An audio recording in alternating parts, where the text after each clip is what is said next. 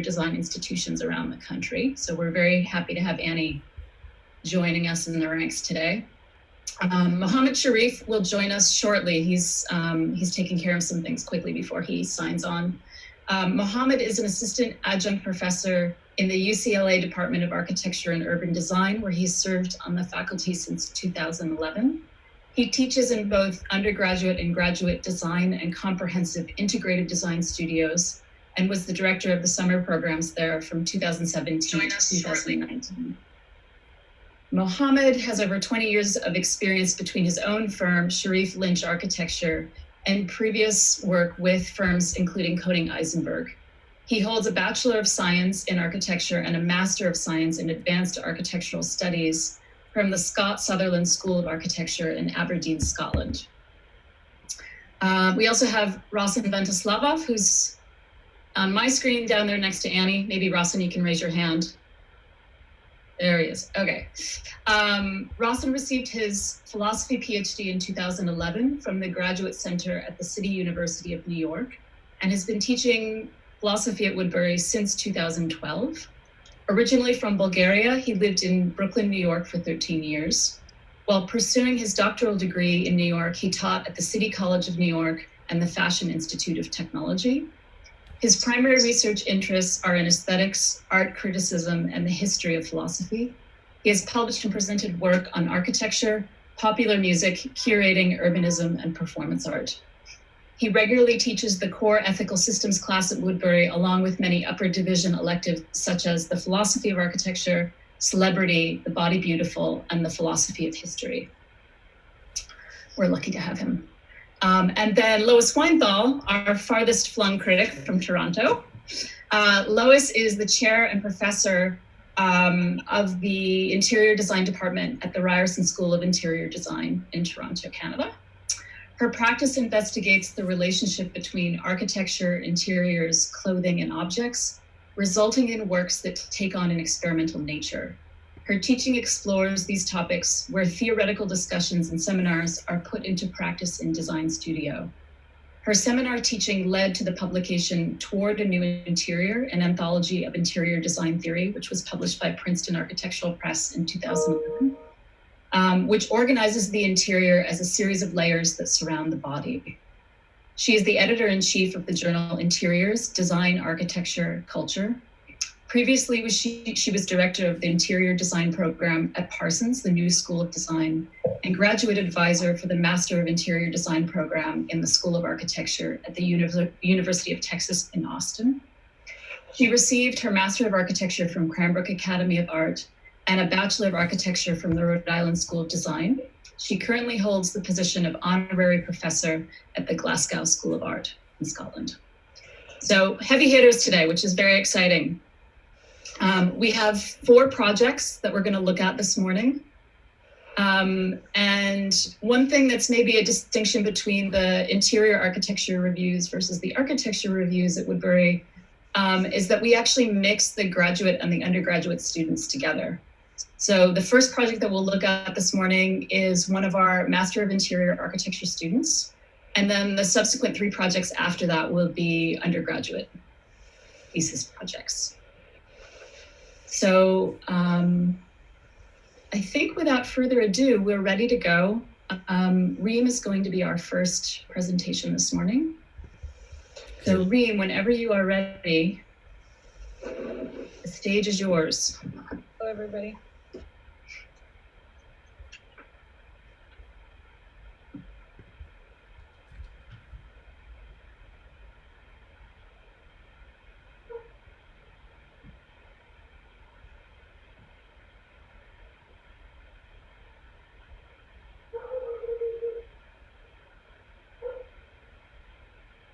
All right, so good morning. My name is Reem, and my thesis is called Architecture of the Skin, Understanding Space Through Touch. So my thesis explores architecture and the haptic condition of touch and how it works together with other senses to produce an understanding of space. This is an underexplored theme in architecture. In terms of perception, vision is the primary sense through which people navigate through spaces. However, navigating with the means of touch is much more dynamic and interactive.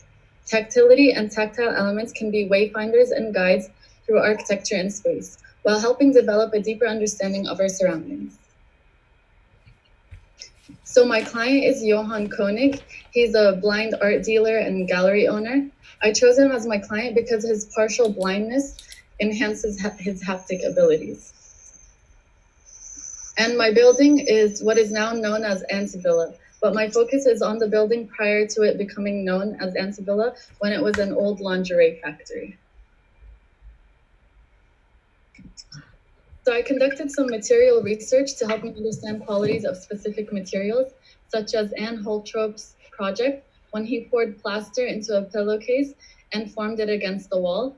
This demonstrated that a hard material can appear deceptively soft. And I researched similar projects to help me with my material understanding. So this is the ground floor of the project. The entrance is from the side of the building, and you enter into the gallery space. And one of my first material studies was scoring wood and understanding its flexibility. So the design of the wood was developed from the study. And walking onto the wood, you feel the grooves between the panels below your feet, and they either guide you towards the right or up the stairs. And right before the stairs are grooves to indicate that the beginning of the steps, and then grooves at the end of the steps as well. Another material study I did with wood was the paneling, and these wood pieces connected from the side and allowed the panels to become more flexible. And these panels are connected together in a series. This allows the panels to cascade open or close, and it creates a sort of a domino effect doorway. This is another view of the panels, so you can see how they create the domino effect and the doorway. And the next view is of the kitchen and the dining area. This has multiple components that feature the haptic elements, such as the floor texture over here, and the countertops at the beginning of the stairs, and the hanging installation that is head height. So entering the kitchen and the dining area are a series of grooves on the floor, and the varying depths of the grooves, they indicate that the client is entering into a different space. And suspended above the dining table is a brass and ceramic installation. And this installation, when you enter into the space, and it lightly grazes the top of the client's hair to indicate that he's getting closer to the dining table. And at the staircase, the countertops are connected to specific steps, and changing the texture below the feet from the concrete to the wood to indicate their height.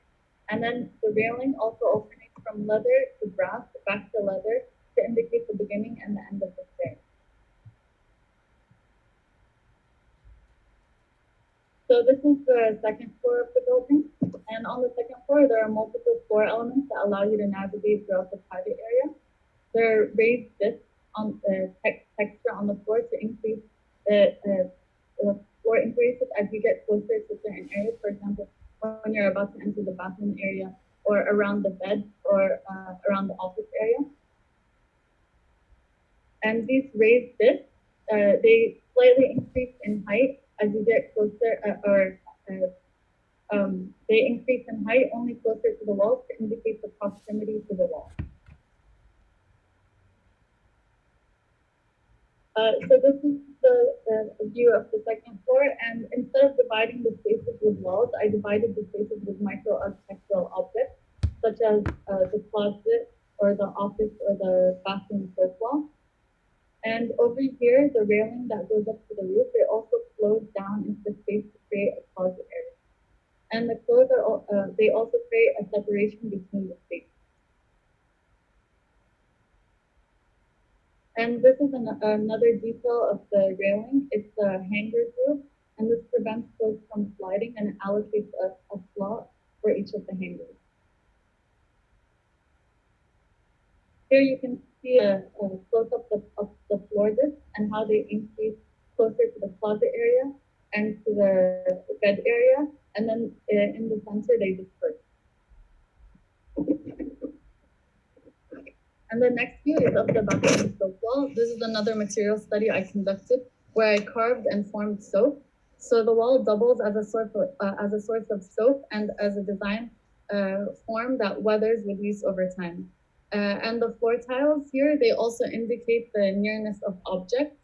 So there are three sizes. There's a 4x4 tile, and that's closer to the wall and to the entry of the bathroom area. And then as you get close or more into the shower or to the shower area, the tiles get smaller. And then the smallest tiles, they're 1x1, and they indicate that you've gotten close to the sink and the toilet area and the drainage point. And finally, the office and the desks. This is another material study, and it came from rolled and stacked paper. And the rolls, they're supported by brass, and that brass is formed to the shape of the rolls, and they're supporting these shelves on both sides. And the desk, it's laminated with leather. So the brass, leather, and the paper together, they contrast with each other to create like a spectrum of textures. So examining this project as a whole, it underscores the power of the haptic sense in perceiving architectural spaces. And the project helps develop a deeper understanding of how humans perceive and interact with their surroundings.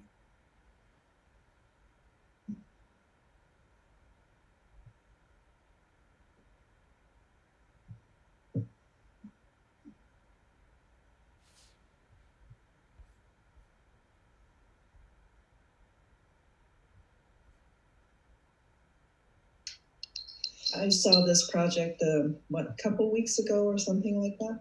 Heather, I can't remember. Yeah, it was probably like 3-4 weeks ago. 4 weeks ago, and it's gotten a lot more developed, so congratulations. And I think it's gotten clearer. I think one of the takeaways, and I feel like is a strong direction that you're developing, is the idea of using the floor and using the texture of the floor. And I feel like you've advanced it to another level when you start speaking about, in the shower area where you said the tiles now are getting smaller, so you're beginning to understand the makeup of what is texture, it's not just the form of the profile of it. It's now also the idea that, even scaling things down can create a texture. So I think that that's a kind of interesting insight. And I also think that maybe that thinking, that kind of textural thinking, or that thinking of, like right now we're looking at a desk with the leather, and this sense of how an unsighted person puts things, and may be concerned about how things shift around or they fall off the surface and stuff, that some of these highly profiled surfaces can also even come forward into realms of desk and counters and things like that, that helps things get retained. But I think that, I think that overall, the one thing that I still feel like might be able to get developed a lot more is, again, it's really a question, not so much a critique, is can a trajectory or a design trajectory based on material provocations and investigation carry the project through, as a cohesive whole. And I'm a little bit more hopeful about that, because I keep thinking that we're judging this project by sight because we're looking at something visual. But I keep reminding myself that I need to look at this with eyes closed, and some of the things that I feel like in terms of your insight, that is still a little bit unclear to me, is the understanding that form for an unsighted person is understood only by the limitations of the reach of your hand or your arm. So, the analogy that, 3-4 weeks ago we spoke about, that Heather also spoke about the blind man and the elephant, comes into play here. that there are intermittent episodes of the environment that has to be stitched in the mind, translated through the sense of touch in order to create a whole.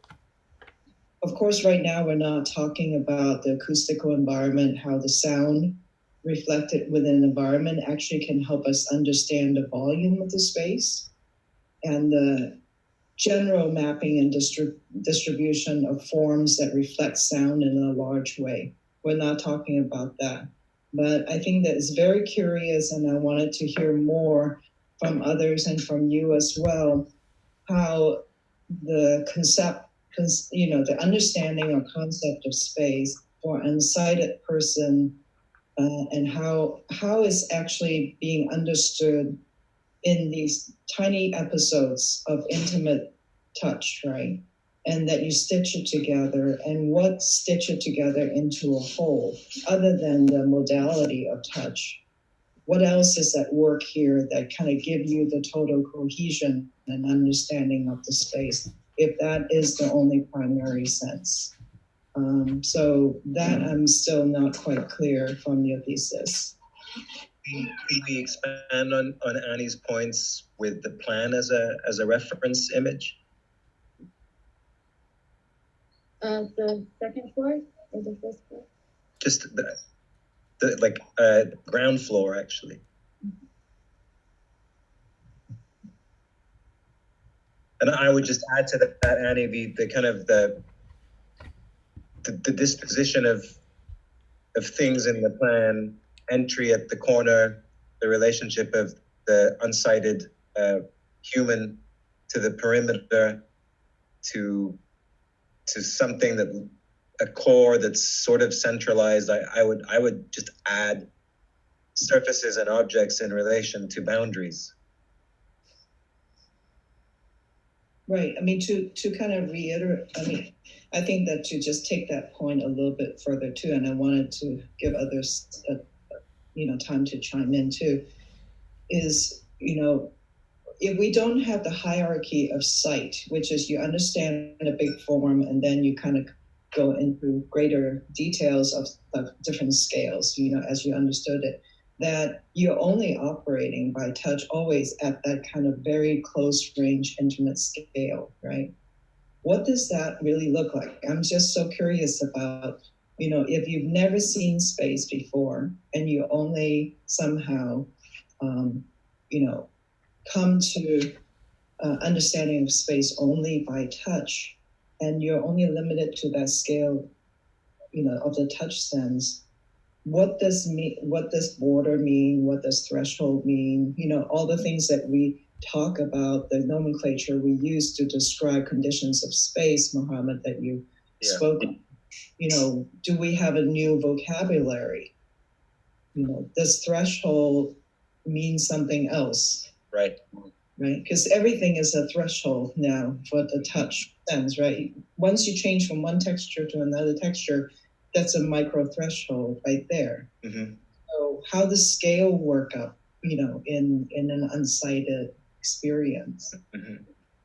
Kind of, intriguing. It's interesting because Reem had initially intended at midterm, when we were still physically on campus, to do the entire project in either physical modeling or mock-ups, and to have no imagery, to have no drawings. Yeah. And of course, life intervened and we went fully online, and we had a lot of, in a way, kind of existential conversations about how to proceed. Right. And I think one of the things that's actually in the crosshairs of this thesis, and I think it would have been anyway, even if she had executed the project in the kind of forum that she originally intended, was this question of how to represent either the ineffable or the unrepresentable. And in a way, diagrams are one form that we have at our disposal within design disciplines to address or to work on things that can't be seen, right? Forces that can't be seen. But of course, it's analytical. So it, in a way, almost runs counter to the agenda within this project, which is the sensory. And then you have things like X-raying, right, with imaging systems within the fields of science. And I wonder actually when she's showing these really detailed renderings, right, where you're like your face is pressed to the floor and you're looking at the kind of groove in the floor and there's a bug sitting there or a fork or something, that if that actually starts to dip its toes in the waters of a possible way of representing the sensory in this kind of unseen way. And just as a kind of thought experiment, I was thinking, what if she had represented the entire project that way, so that you only understood texture and maybe you understood them kind of sequenced, but that she never delivered the kind of money shot of the whole space. And you actually had to kind of stitch the space together yourself, the way that when you read a novel, you kind of have to do that. You build the image in your own mind, which I think is probably closer to, I don't know, of course, because I'm a visioned person, but it's probably much closer to the way in which people that have, no vision or compromised vision, quote unquote, see the world, right? Would you, Heather, wouldn't you agree that the door swing is the kind of the first sentence? Yes. And the directionality of the door swing in relation to surface, edge, and touch? And yeah, absolutely. Yeah. So it seems to me that the way that just the opening of this story, this is the door swing of the sighted person. This is the door swing that opens up the panorama. This is the door swing that gives us an immediate foothold along an edge and then into the episodes. And so I would say the door and the door swing, critical. Mm-hmm. I actually think the original door swing should just be mirrored, because even in that redrawing, you're making it a really awkward situation for somebody to close the door. So even as a sighted person, that becomes just physically awkward. If it's okay, maybe I'll jump in here, just because I really think these are great comments. And I think just processing this and thinking about where there's situations that we're designing, a lot of the times it's public spaces that have certain guides or codes for seeing impaired. But in some ways, this is almost trying to develop a language or a set of codes for the personal, private interior. So it's almost as if there's a Braille code, but how do we slip that into the residential realm? And there's a set of strategies that are coming forward, which I see being repeated, but in different ways, such as the kind of repetition of grooves, but how do grooves get implemented into different materials? So for example, the wood flooring, it's really interesting to think about these two different patterns that are almost competing with each other, that start forming the diamond shape. It's not quite a herringbone, but it's something complicated like a herringbone, not just, straightforward slats. And so is the groove something that is, is it applied piece by piece when it's installed? Or is it cut in afterwards? This is just thinking about wood and how we would scribe different textures into wood versus the concrete, where you would obviously cast that into the concrete. So there's different methods of application to how you're shaping this, what I like to think of as a different Braille language to the surfaces. And it really goes back to the materials and what they're conducive to. So I think that's a big part of this as well that could be informing the project, which wasn't talked about so much, but I think it has so much potential to think about. Maybe there's ways that we can be shaping this material in this kind of environment that haven't fully been explored, even to the point of looking at how the railing has the grooves for hangers. Once again, is that metal? Is it concrete? I couldn't quite tell from the rendering because it was just sort of a gray, I think. But once again, that would be an interesting way to think about how the material lends itself to somebody who's seeing impaired. There were a few things that I also noticed where a lot of the approaches are asking the materials to be active, but they're just passive. And I do appreciate it when materials are passive and they're activated, but activated through potentially sound, through echo, knowing where somebody, like if there is a guest, knowing where somebody else is in the space just by the sound of somebody else's feet moving across the floor. Right now, it's very clear if they're in the kitchen area or the area leading to anywhere the concrete surfaces. Right now I'm just looking at the first floor as an example. But I think those are some nice ways of thinking about how it also responds to the other senses, which started coming up in Annie and Mohammed's critique, bringing those ideas in. There's some areas where I think they work really well. Others that I think could have another pass to resolve. So things that begin to enclose people, like the screen that we're looking at right now that has that domino effect, is really beautiful to imagine somebody's hands kind of moving along that. Although in this case, I would almost want to flip that domino, because if I enter into the space and then somehow using that to guide myself, like the whole way around, it feels like that texture is more the like the aggressive texture versus the one that has the better flow to it. So well, that's just a departure sequence rather than an arrival sequence, right?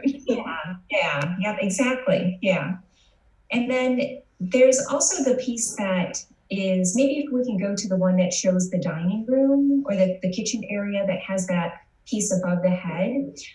There's something beautiful about that piece. Like it's nicely constructed, but I couldn't quite understand if it was meant to be a guide for, like, it sounded like it would almost, like somebody's head would engage it to know where they are. But I think even as a sighted person, it's kind of startling anytime anything hits your head. So maybe it's not about the head range as a guide, but I know a lot of the times with seeing impaired people, it's about the elbow range, and it's always that elbow height that helps guide somebody, or that's how people do get guided. And it would be interesting to think about, maybe it's not about following something that feels like a chandelier at the top, but it has to be almost a rewriting of that Braille language of objects at certain heights that respond to somebody who is seeing impaired, and that I can imagine somebody that knew Braille language filling in things at the elbow height to accommodate that. Like even the corners of the table are so sharp that if those were rounded, it seems like that would be so much more conducive to somebody being able to move throughout it. Because right now it's designed for somebody who can see. But once again, it's almost elbow height, but it's not quite, but it could find something that speaks better to the heights on the body that makes sense for how one does get guided through. So those are just, I guess those are some initial thoughts that I wanted to share. I think that's a really good set of critique that Lois offered. It just reminded me of a diagram that Lois had in her book that, is peeling off layers of the onion. And I keep thinking, where do I situate this project? And the diagram, that if you guys are not familiar with it, basically goes to the different scales by which, interior can be discussed, really, or how does one practice, or how does interior get conceptualized in our world, and with all the human condition. And some of the most intimate level, which is also part of Lois's work, rightly so, has to do with garment. And I keep thinking about this project as equivalent to kind of like clothing, but it's inside out. So that, for clothing, if we are like right now cognizant of the clothing that we all have on, this is our shared experience right now, we might feel the texture, we might feel tightness or looseness. If there's a label sticking behind your neck, like I do now, there's a moment of irritation, and altogether that gives me this total experience of that piece of garment. But I'm feeling all of that simultaneously. But if I shift my mind around it, then I can isolate each moment. So I think that maybe this project is almost like the garment inside out, because, you have your hands, your elbows, and your feet to kind of feel the space. You're almost inside the garment, but in fact, you're kind of touching the garment from the interior. And that I think has a strong trajectory that we can begin to use for further design, if this project gets developed even more, about how to actually operate within that limited scale. And one thing that I kept thinking about for this project too is, besides the material investigation, I start looking at these renderings and I start feeling the temperature of different materials. And we haven't spoken about that, but that's certainly part of the offering of touch, right? Is that kind of projected temperature as your skin comes near it. And trying to compose that orchestra of sensation inclusive of when does the cold become the warm, becomes the hot, or those temperature ranges also could be really important. I agree with Lois about the overhead piece. It's a beautiful piece, but I'm wondering if you were to challenge the head range, maybe the material palette of the head range is always going to be dedicated towards things that won't harm you, like that are so soft that even if you run into it, all you do is get a warning and you won't disturb it or won't get your hair caught in it or something like that. But there's something about the disposition of that piece that of the fine sort of texture, the fragility of it, that suggests that might be its disposition, but not necessarily as material physicality in the world, like I think there's some intuition there that makes sense for me to why not like offer the head range of sensation as well. So I'm encouraged by that too. I love that idea, Annie, and I love the analogy of basically garment and the body's relationship to the garment. I think of how, depending on one's temperament or disposition, how a hand rolls back into a sleeve, and a kind of a sense of cupping. And I think about the tectonics of corners, and what I'm looking at is hard edges, miters. I'm looking at the table, I'm looking at the counter, and I wonder about cupping and filleting, which is sort of something that is in the plan as a figure, but doesn't sort of show up at as a detail on the corners of like transactional or pieces. I think of Lou Kahn's, the figuration of Lou Kahn's handrails, say at the Kimball, and I wonder if this sort of like floppiness or cuppiness couldn't have played out a little bit more. And I was struck by and the author referred to Anne Holtrop and Arno Brandelhuber early on, and I was quite taken with, let's say, ideas of Lux meets Art Povera. But then when I look at the project, I find it to be all Lux and not, there's no deprivation in a sense, or let's say an exaggeration through deprivation, or even, I don't know, like the kind of the puffiness and and Holtrop's work as a way to kind of just effectively soften. And then I would throw in smell as well. Leather, metal, condensation would be something for the author to think about. Yeah, But sorry. Go ahead, I'm done. I'm getting excited now. two things one shouldn't do before noon is drink or talk about Wittgenstein, and I'm going to break one of these rules in the second.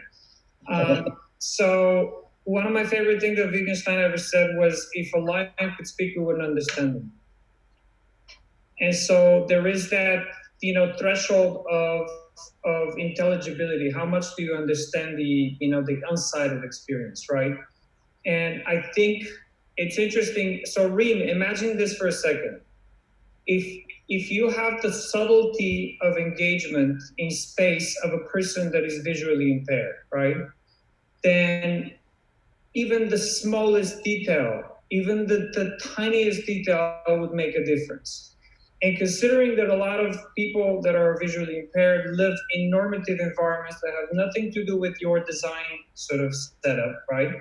That are just designed for people that see everything the way you and I do, then imagine what kind of leap this would be, right? So for a person that is used to a regular train car and a regular apartment as we know them, and a regular building lobby, to suddenly enter a space which is so prescriptive in its address of their physical or sensory condition.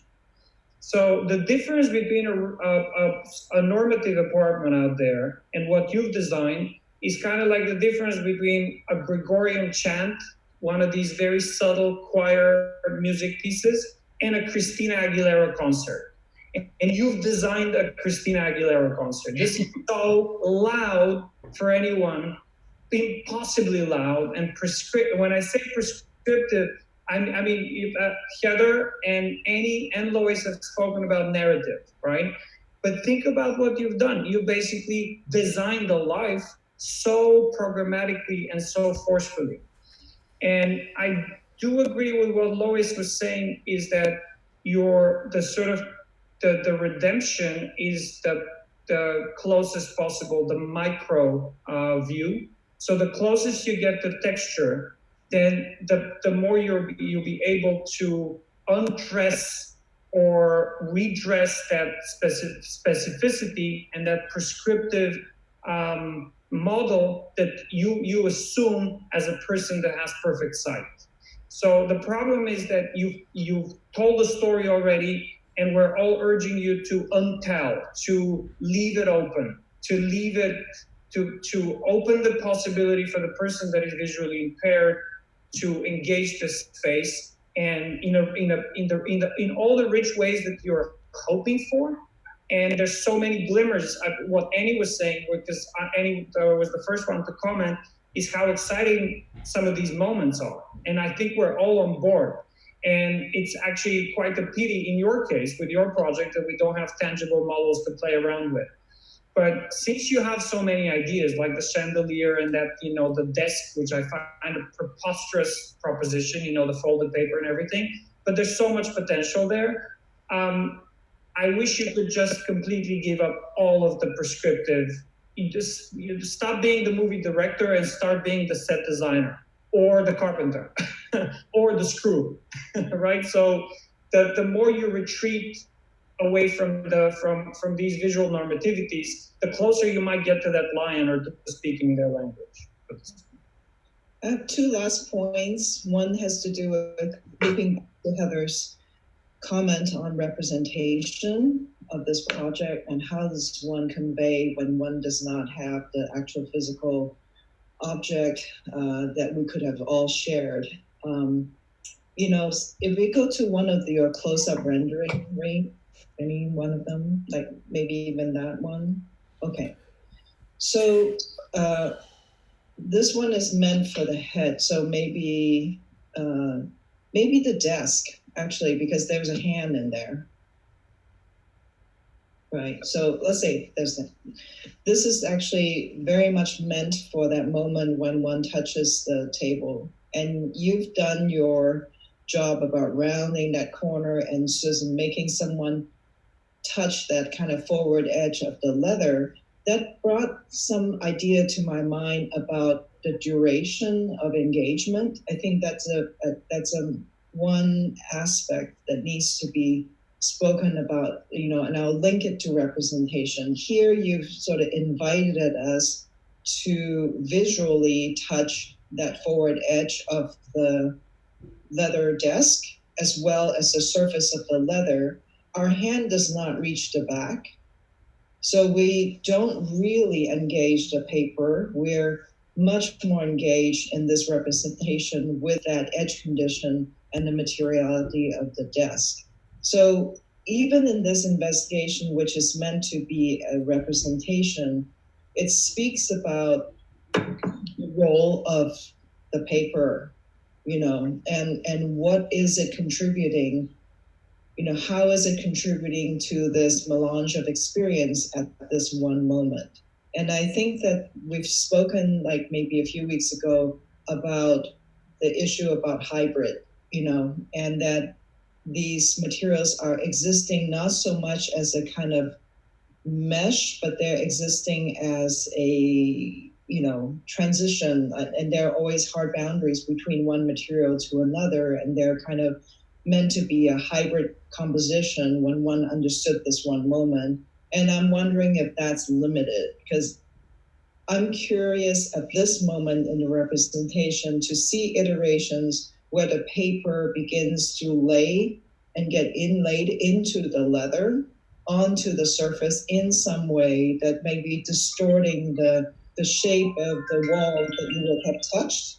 And then you would then see, like there's blurred moments of those intimate thresholds. That's why I was interested to kind of hear about terminology or vocabulary that could be assigned to this thing. But I think what is really missing in our conversation right now that you're beginning to talk about is duration of engagement. So much of, I hear the bell too. We've been taught in these days to kind of practice mindfulness. And in fact, this is basically one of those projects, right? That you're supposed to just kind of really get in touch with your senses, right? And not so much the sight, and really about the touch and the smell and the feel and all, and the sound of it.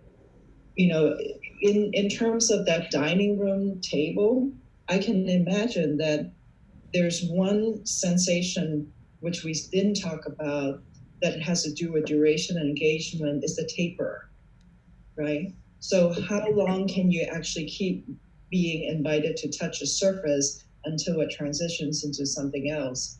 And so I think the full arsenal of touch is yet to be explored. And I do hope, Reem, that you continue thinking about this and make that part of your practice, in the years to come, because you've cracked open some really interesting and very potentially fruitful areas that we don't get to experiment and talk about very often.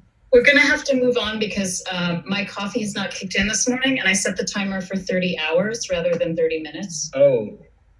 Can I say one yes, quick thing? You get the last word, Mohammed. No. So the irony, of course, is that paradigmatically, this project comes from a touchy-feely world.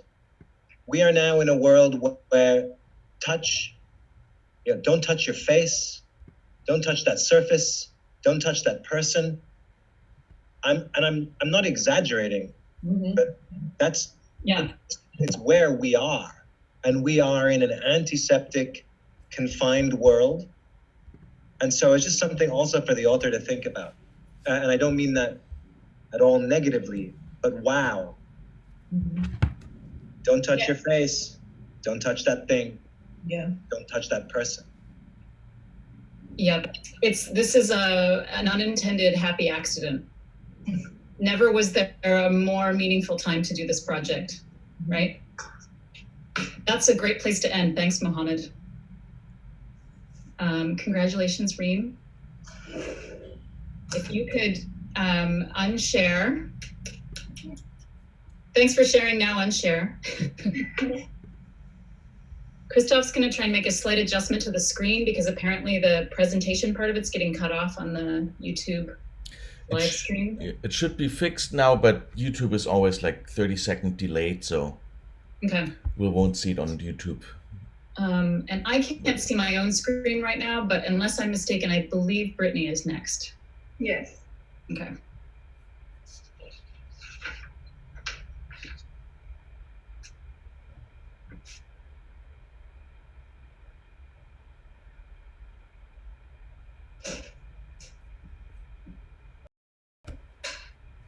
Okay. Hi everyone, my name is Brittany, and my project is called Continental Harbor. So it has to do with collage. So much of the paper architecture of the 1960s and 70s used collage as a method of exploring new utopias. Groups like Archigram, Super Studio use techniques of displacement, juxtaposition to make these new visions of consumer cities and technological regimes through narratives of collage, but none of these really emphasize the interior of these projects. So my project would reinvest in the interiority of spaces using collage techniques to create new narratives.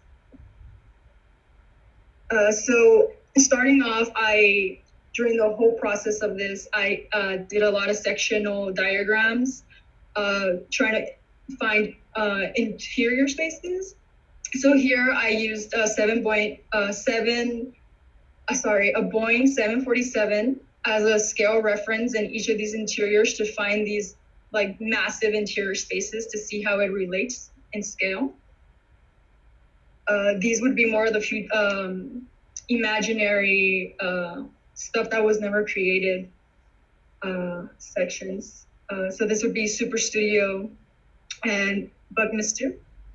And then I went from doing sectional collages to doing Calvino Invisible Cities, which he uses narrative to make imaginary cities. So I took the narrative and I made a collage of the invisible city he describes. So this one, he describes a city up in stilts in the sky, that the inhabitants don't touch the floor, and that they live in this massive city above the sky. And this one, he talks about how it's a city reflected on the lake with verandas, and I use collage to represent it. So from using the sections, diagrams, and these Calvino invisible cities, I constructed my project, which would take place across the US. So this would be my site plan, my continental site plan. It would be a city on stilts as well. So this would be an above view of my city. So this would be an isometric view of how it would look. So it's a continental, it's very continuous, using a ship tool as the center point, and would have two units connected to this tool. And they're about 6 feet apart from each other.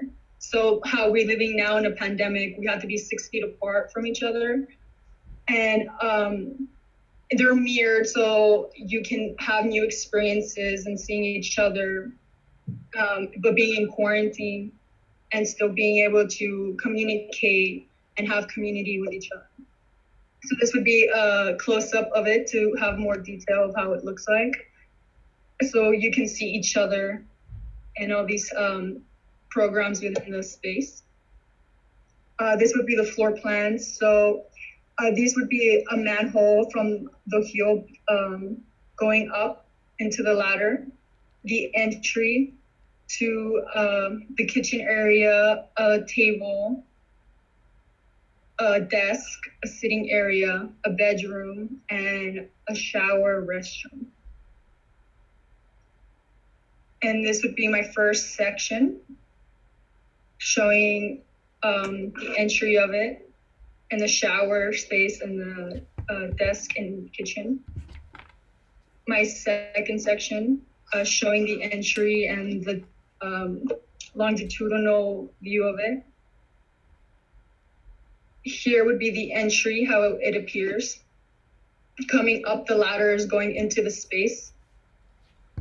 This would be the kitchen area, how a new form of cooking with your neighbor, you're 6 feet apart, but you're inside quarantining with each other. And since everything's glass, you would be able to see other people through, if you would open the curtains. Another view, a living room view. A new form of communication, visual, people still being together but being contained inside. A bedroom view, so you can be at your bed and be 6 feet apart from someone else. Someone sleeping, laying down, talking. Showering would be very interesting in this situation. It would be next to each other. So just privacy-wise, the curtain would be useful in this situation.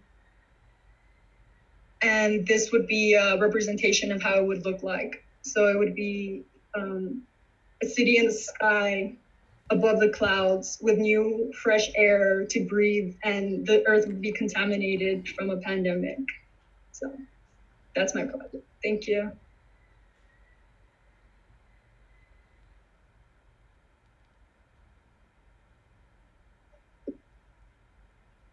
It's like a cellularized rapture.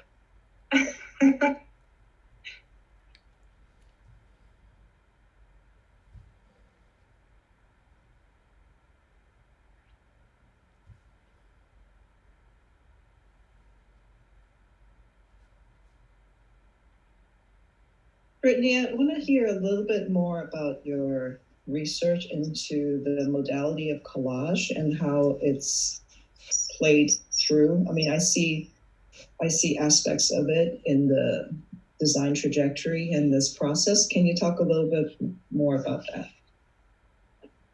More specifically on how I did my whole project, or just how I used it? Specifically about the modality of collage. So I use collage as a sense of making a new experience, because collage is how Archigram and Super Studio used it. They used it to make new utopias. So I try to use collage to make interior spaces. So from this one, so from basically this collage that I made, I try to add a new narrative to it, just new narrative to how we're living now, just how Archigram and Super Studio did it, trying to make a new utopia based on what's going on during their time period, is how I try to use it. I mean, I think that there's something there, and it's hard for people who are trained in architecture not to kind of recall our architectural history and the notion of the design concept of collage vis-a-vis Colin Rowe and Corbusier, folks like that. But that aside, my understanding of the collage was that they were disparate elements that, when put together, create new meaning, and that what it actually creates is a kind of nonlinear notion of history, because you can put things from different times together, right? So you're never a slave to an entire kind of oeuvre that is from a particular period. And I wanted to now go back to your representations towards the end, when you start getting a sense of how people live with each other, maybe those, things like that. Can I just butt in here with the issue of collage? Mm-hmm. So Brittany, you started out, I'm completely in love with your initial sketch with those ships sort of clustering above. Mm-hmm. And this, I saw that at midterm also, and I was quite enamored with it. But I do agree with Annie, and I'm borrowing this distinction. I'm under the spell of a book that I just finished reading, Mary Gooding's book called Dark Spaces. And in that book, he makes the distinction between collage and montage. You start with collage in the sense that Annie was just saying, and you end up with montage. And montage is much more cinematic, and it allows for homogeneity of the kind that you actually exhibit. So at this point now, when you have the kitchens facing, and when you're already choreographing space, you're no longer collaging. So it's very important to, especially when you have this, repetitive, almost like a viral architecture. No pun. At that point, you're dealing with montage, not collage, right? And I think that that's important just, globally, because yours is a conceptual project. You don't get, very deep into tectonics or morphology.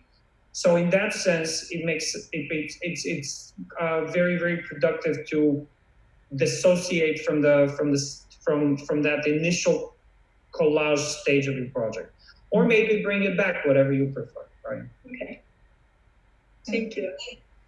If it's okay, maybe I'll jump in here too, just to build upon these really important comments. And I just want to say, it's also really nice to see you reading Calvino, because I feel like Calvino comes in waves at different times of education. And to me, it's one of those things that is, it's both spatial, visual, it's theoretical, it's linguistic, it's so many things that is rich. And I feel like when it's not looked at, people are losing out on a big part of understanding how we as designers can think spatially. So I'm really glad that this has been a base for your topic, but also pairing it up to, the history of collage used in the 60s and 70s, because they do make sense together. Like, I can see why you brought those together. And I agree with Rawson that image, the first one showing the ships, is fantastic. There's something very free about it. It's very, much in the same way that Calvino kind of jumps from one story to another. And we know it's like, well, we just have to imagine it, because there's no way of really imagining like this being a real kind of setting. And part of it is that idea of like the ladders reaching up, and it becomes that moment of like a state of suspension where you just can't believe that something like this could rise out of the ground, and that would be this new world.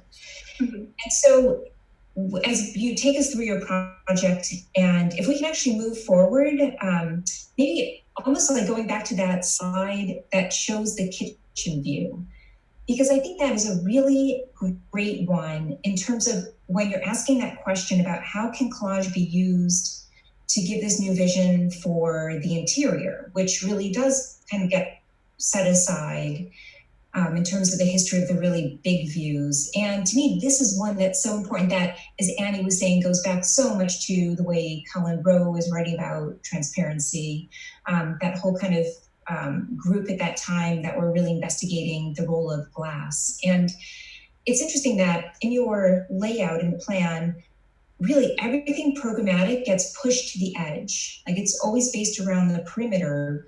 And I keep wondering, that's a really kind of organized, like very repetitive way of working, is to push everything to the edge, knowing that it's always going to be adjacent to a sheet of glass. And at this one moment, that's where you do capture it a lot, because in my diagram that I drew, there was, the one that I'm looking straight into, the one that's cutting back in a perspective, even one that's, beyond those. And then yet there's the large picture frame that we're immediately looking out of. So far there's, 1, 2, 3, 4, 5 layers to be looking through. And while I know you're planning out the larger view of what this new utopia might look like, it seems like this is a great image to then go back to and to figure out what collage means in this view. Because right now it almost looks as if we've gone back to, just like town planning, suburban planning in the 1960s, where, maybe this is a large sheet of glass somewhere in these houses, and the, repetition of houses. And this seems like it's lost the kind of freedom that you had earlier on. And I think you can bring it back by using all the glass in this, or even the curtain, as a way of kind of throwing us back and forth in not really understanding where we are in collage. It could either pull from like past examples where, I guess I'm just thinking about whether it's Piranesi, like that's really going back in time, but just this idea that it's still interior, but we can't quite tell where we've gone to in space. So that may be just another example to pull in. But I think it's moments like this, and you do have many that then followed, where you've found the layout, but it's still almost like the draft before really exploring what collage can do. The other element that I think is important, where you were showing the extension out of the ground to this new layer in the sky. And that extension to me is that moment almost of the absurd, like it's where it becomes the unbelievable. And then I'm wondering, what is that in your use of collage here? And to me, that's where I'm wondering if that's the role of the curtain. Like, is the curtain something because it's, it's expanding, contracting, it's changing space all the time. But it's, it's vertical, just a different kind of vertical. Like maybe it drapes all the way back down to the ground level. I don't know, but it seems like there's so much more freedom that could happen with it. And, maybe it's even placed on the outside, or maybe somebody else controls the other person's curtain. Like Shigeru Ban and the house he worked on that has the curtain on the outside seems like another really great example to look at. So I think it's also important because you've pushed everything programmatic to the edge, and the curtain is the thing that's mediating the private realm from like private to private. So it doesn't even really go like public to private, it's really just private to private, but there is a mediation between those two. So those are some of the things that I think, could be like the extension further, because we know, like we always talk about what if the project did that? And to me, those are the key areas that I can still see something happening. And there's many other things, but I think maybe I'll stop there for now. Okay, thank you. Can I just quickly say something about Le Corbusier? He would love this because this is Le Corbusier. It's uniformity. It's perpetually replicating, self-replicating uniformity with only a touch of the machinic and only a touch of the poetic. And so you've almost, which is interesting because you kind of skip over archigram and go further back to the past, right? And a lot of your Calvino and archigram actually is missing in the later stage of your design.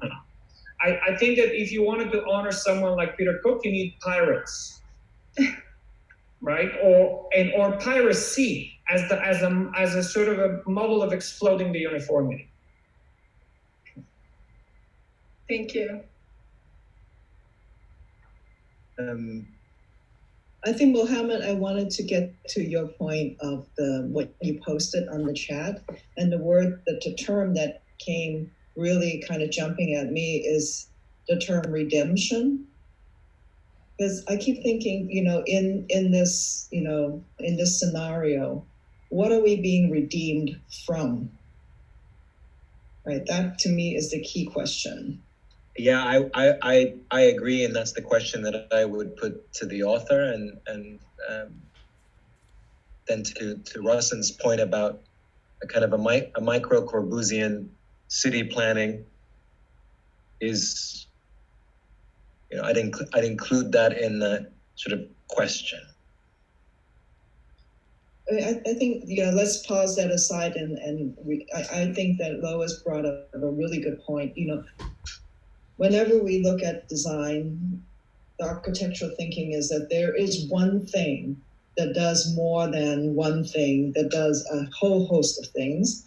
And Lois has identified that as the curtain, right? The concept of the curtain, which is this affable, ephemeral condition, right? So where everything becomes static and the choice of actually using the most permanent part of a dwelling, the stuff where the plumbing and all utilities have to be fixed in place as the foreground of this object, and then all the middle ground conditions, you see the repetition of the curtain.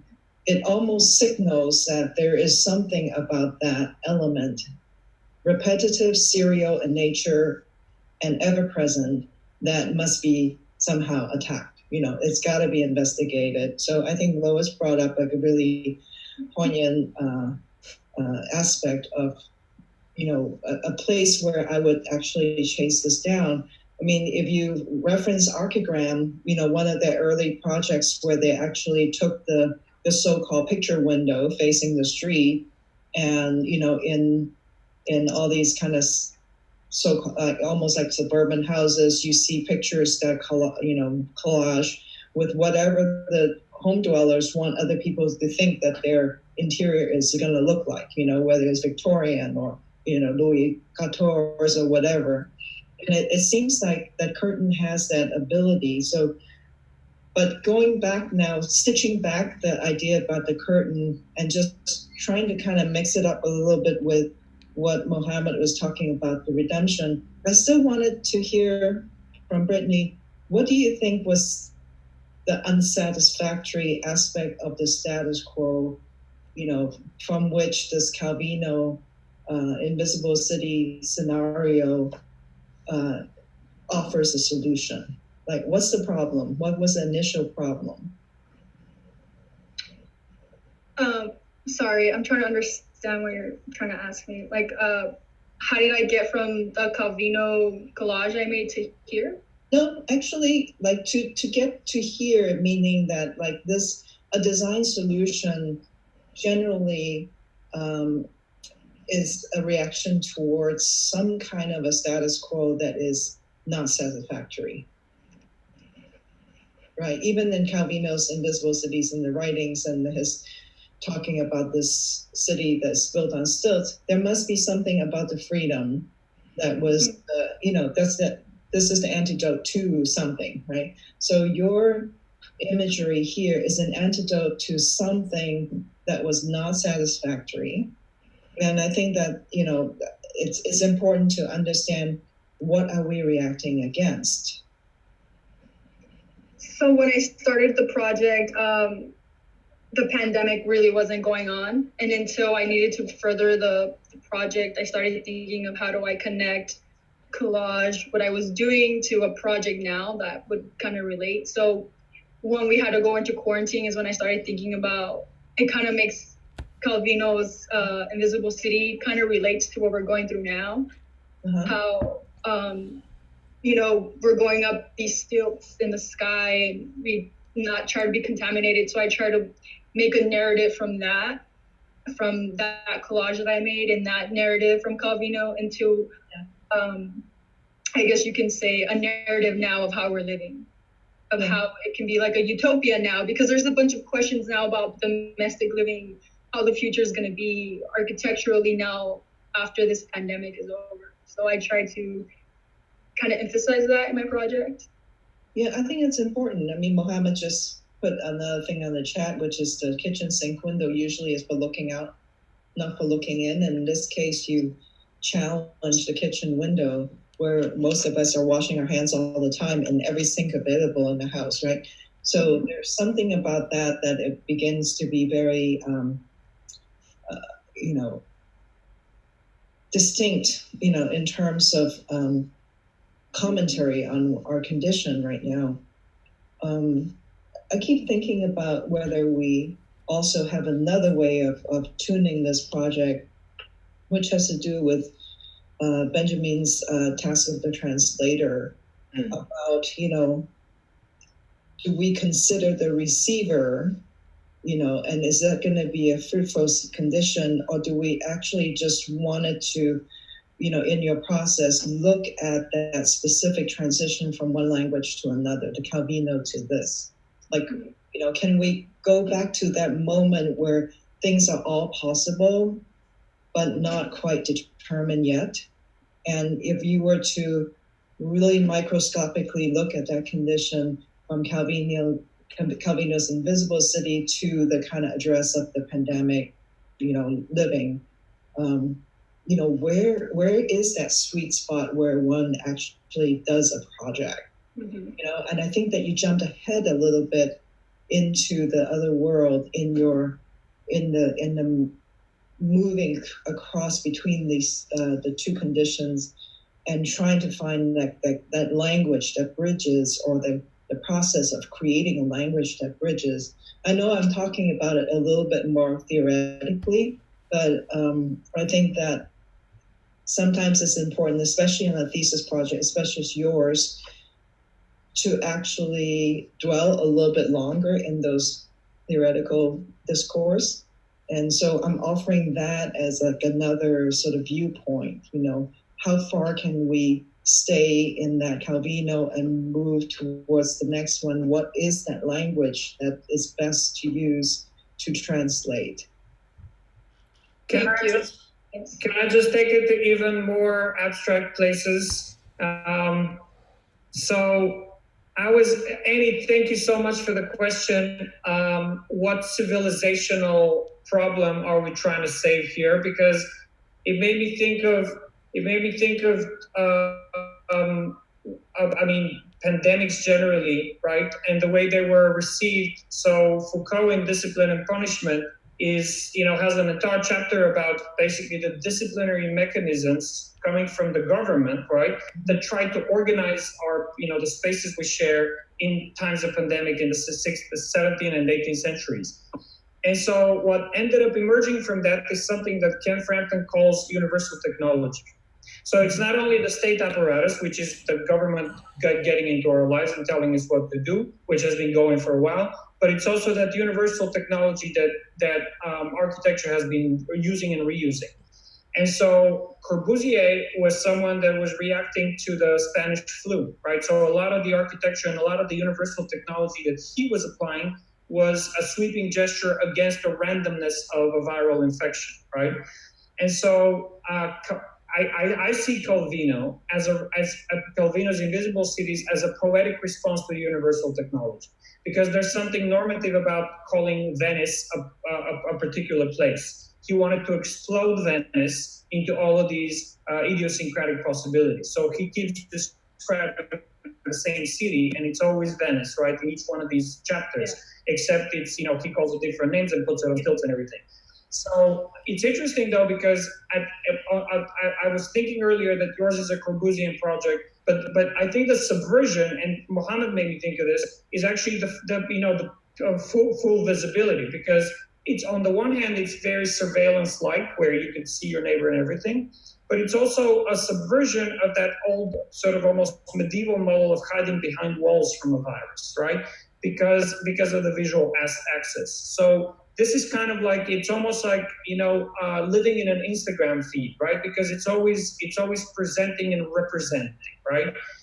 In a very loaded way of senses of the words. I think that there's something unsanitary and unsettling about this, which actually gets away from Le Corbusier.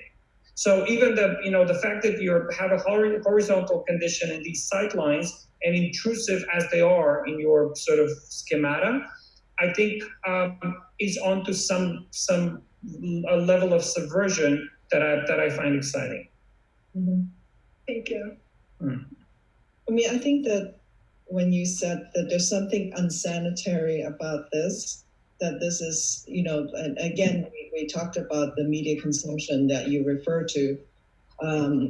These are very Instagrammable moments in one's, a kind of living condition here, that tying back to Lois's idea about the curtain, the veil, whatever that is, and the things that we saw, the virtual backgrounds that we've seen on many Zoom screens as of late, and thinking about, that this is like the full-blown version of what Archigram was investigating, that we can sort of create our own environment and a commentary onto each other's environment through these multiple screens that are happening here in the guise of curtain. And that in itself, to me, ties more back to collage for some strange reason, because I keep thinking about Kurt Schwitter's collages and those kind of phenomenal interpenetration of space that one reads, looking at those artwork and thinking about the phenomenal interpenetration of space that this beginning shot of what this living looked like could be that, depending on what you put up there. That's Yeah, I hear you, Annie, but I also don't see that. In a way, what I see is a kind of a George Gross, Dada commentary on alienation, facelessness, a kind of a repetition of that. So I'm finding it difficult to read anything in these images that moves or that reinstantiates the very kind of anxiety of the Weimar Republic 100 years ago.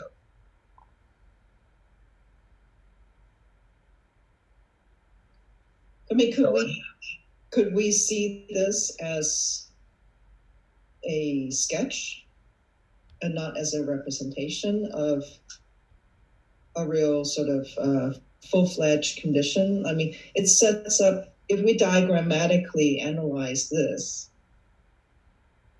and give the agency to the element that Lois is very interested in, the curtain, you know, is that a possibility?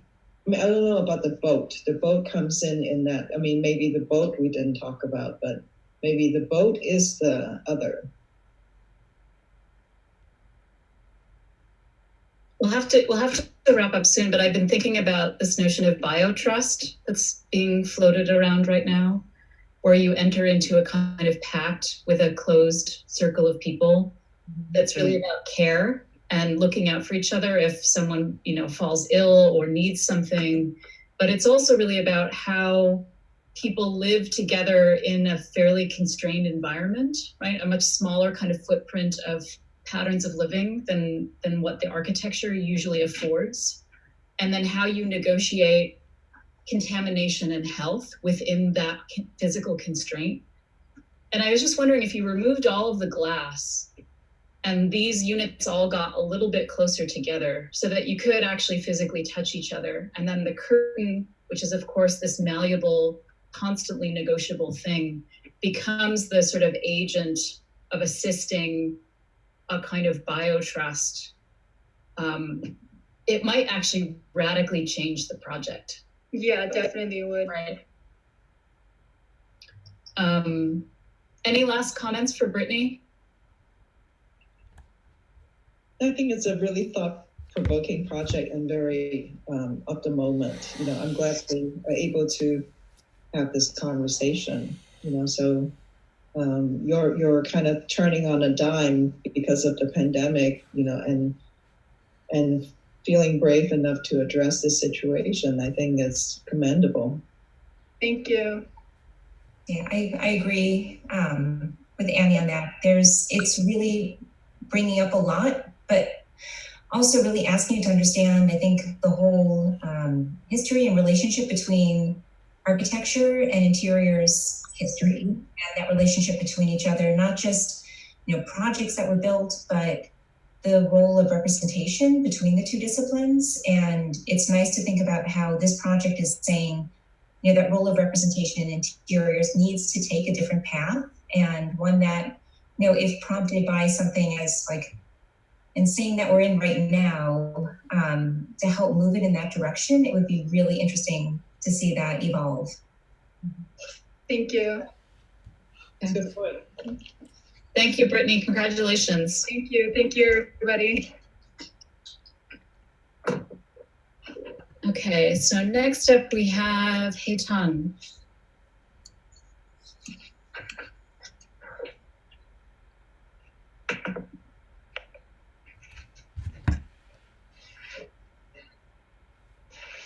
So good morning, everyone. My name is Heitan.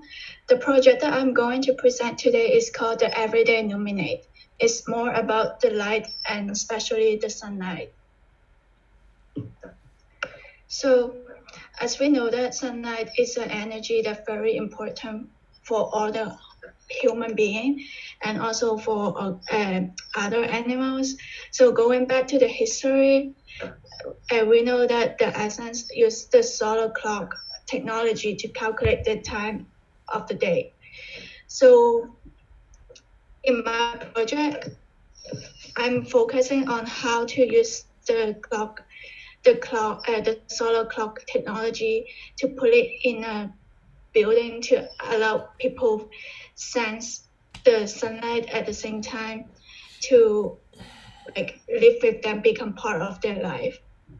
So to begin for that, I start doing the research, and also I read a book called The Price of Shadow by Penny Saki. So I start to understand how human sense will be affected by the light pollution and also the brightness level. So the site that I have chosen for this building is located in Austria, and was built by concrete with 3 stories.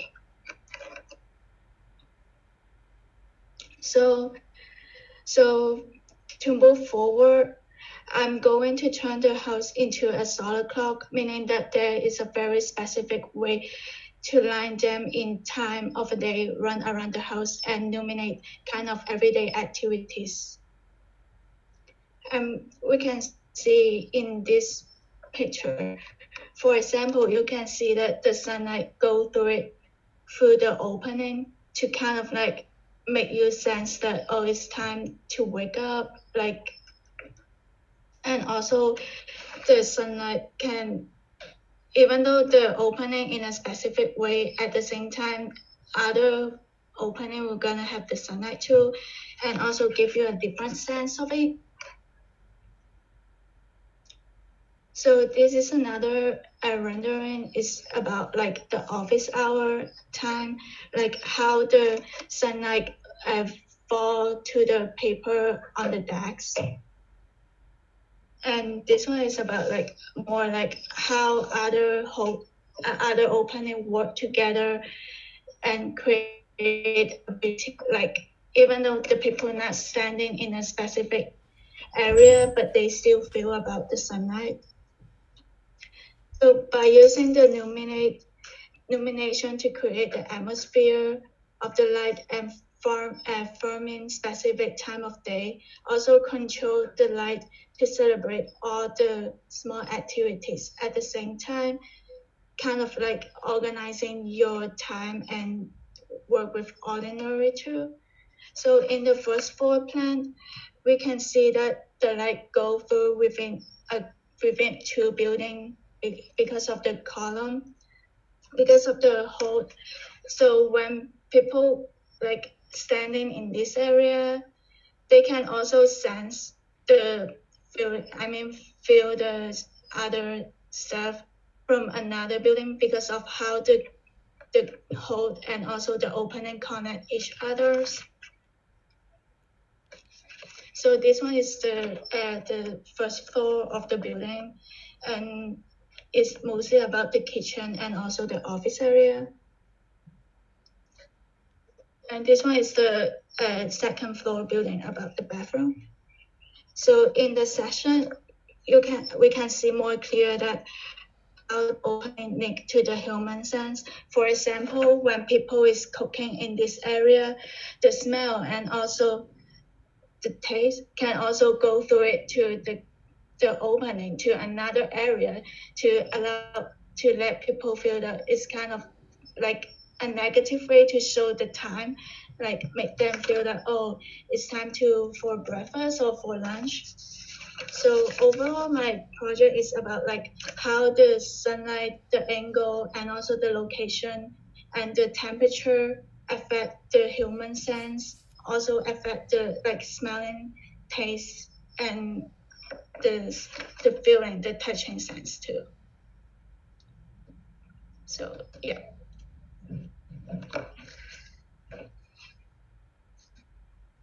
So yeah.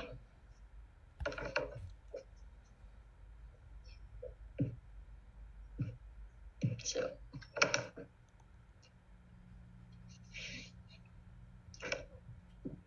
Can I just ask a question, just for clarification? So in this example, the section of the building, that is actually underground, the lower level, but there are light tubes, or you're having light come through? Yeah, so actually I built like I dig the hole into the ground so the sunlight can actually go through it from the ground, like from.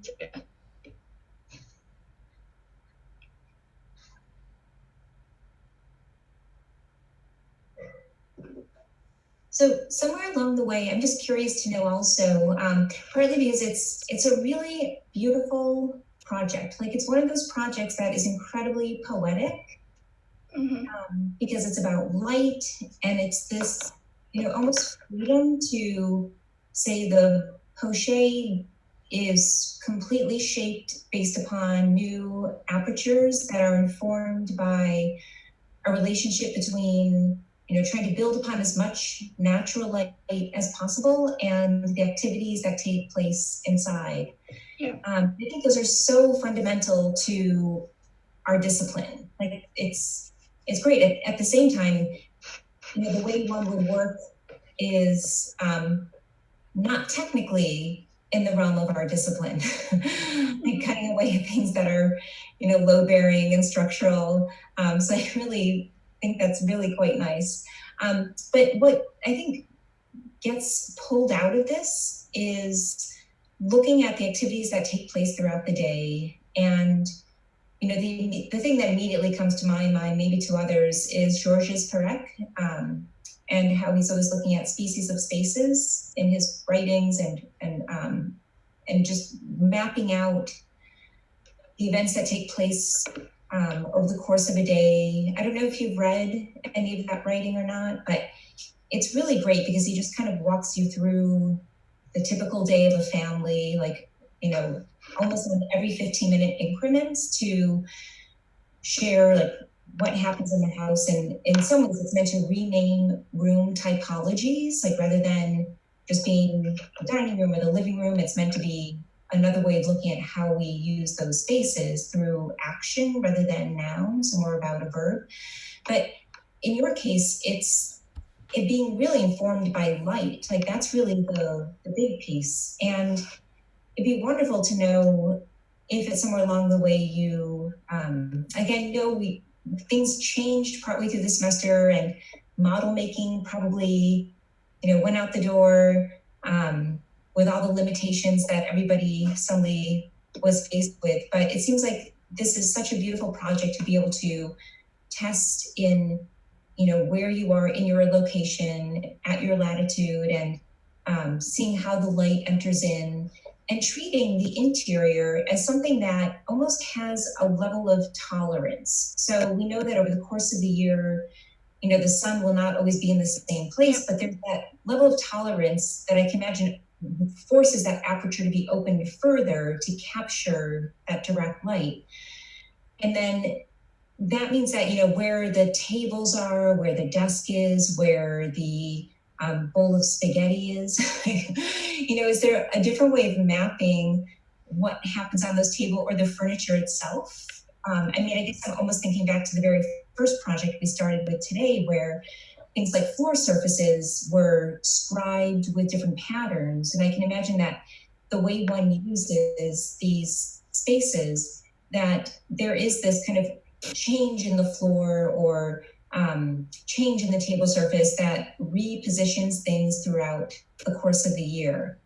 It's a bit absurd, but at the same time, there's something really nice to think about how it actually makes us reassess the things that we're so habituated to, like the fact that, there's the morning coffee, there's always, the break at this time, or, needing to be in certain places at certain times and using the light to do that for you. So there's something really great about that. And the way that the representation works as well, where you're using different sets of dashed lines. Like I love it in this one, how the dashed line changes from, the black dash on the outside and inside, but then when it cuts through the crochet, like obviously you have to change that into something that's visible and becomes white. But it's almost as if it's becoming like construction notes, something that's really informing how something is constructed or where, depending on how these walls are constructed, where that piece enters into the process of making these. Like, is it before or after? Is it part of the casting process? So it raises a lot of really important issues that I feel like you're just touching the surface of right now. But each one can become such its own path of study. So, hey, Tom, I have a very simple question to you. Yeah. Do you think what you've constructed is photography or movie making? Yeah, I'm kind of like controlling the schedule.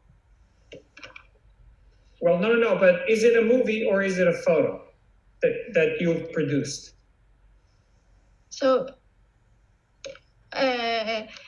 you mean this one, or I don't really get the Well, question? just generally, if you look at your project, do you think it's more like photography where you just take one picture, or do you think it's more like movies where there's moving pictures and stuff happen?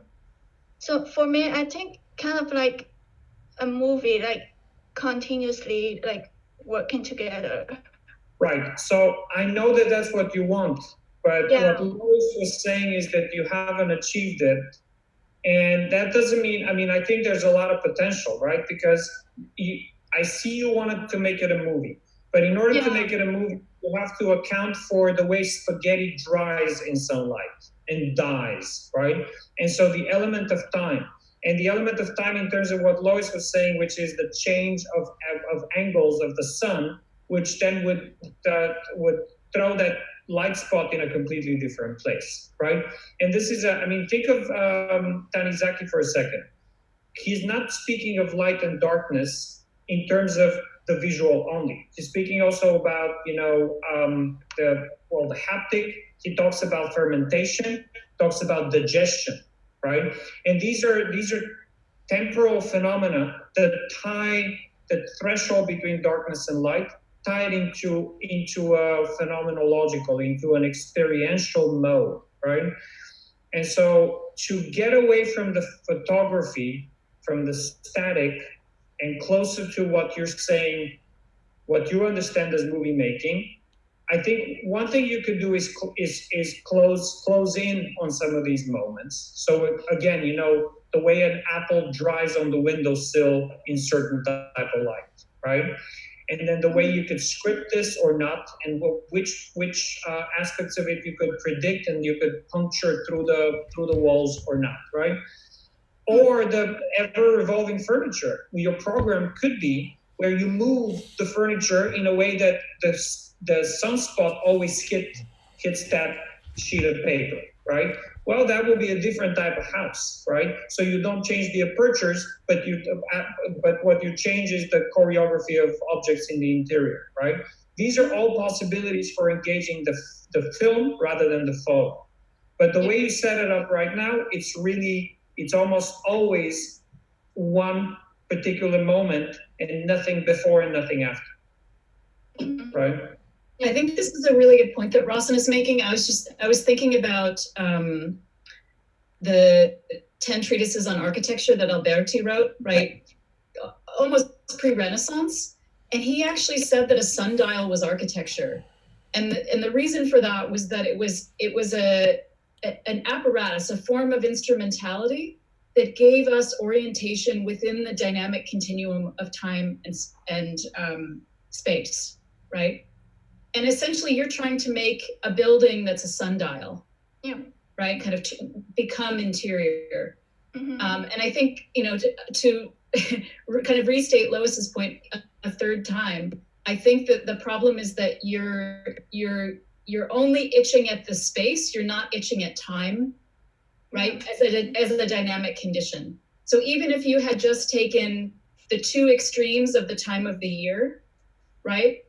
Mm-hmm. When the sun is lowest and when it's highest, when it's reaching this way and when it's reaching that, right? The two most extreme conditions of altitude and azimuth, and used those things together to shape aperture, then you'd capture all of the intervals in between during the course of the year, right?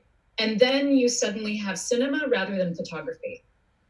Or at least it gets you more of the way into cinema than photography. Yeah. Right. I want to go back to Lois's reference because I think, she's mentioned basically what I consider one of the main canons of interior architecture. George Perec's Species of Spaces, in which, like, I have read and reread the apartment chapter so many times, and your basis of like time tracking in the beginning, about a certain time period, what happens there, reminds me so much of that. And I think by the way, I'm just going to say that her schedule at the beginning was me forcing her to rewrite his schedule on her terms, but she didn't do it herself, so I'm intervening. Okay. I'm trying to give her the opportunity to tell you, but okay. But I think in part of that, what came out of it that I always thought it was like a goal for like another studio program in some way was when he said, this is, in a way, this is like space is no longer inventory and space is invention, right? And that when you don't call something by its name, then it can be anything. And I'm starting to reconnect with the pandemic about how I have squattered my workspace and my Zoom station on my dining table since I've been home, since I don't have a home office. I have other offices that, I'm essentially living in one room in my house, performing all sorts of functions, within this one space. And I think the next step for this project is not to kind of think about this as a normative house per se with, prescribed functions, but to really look at what if there is a space, as Parag would call it, a space without a name, and that you find these apertures and you test these apertures for different conditions of the light throughout the seasons and different times of day.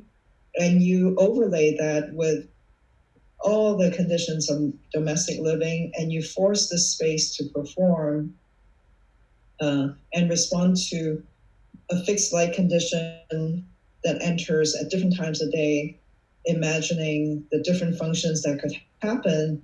You might find more like resistance in the project for it to actually have to invent, right? I think right now you don't have enough stuff to kind of bang your head against because you have spaces to kind of perform different functions everywhere.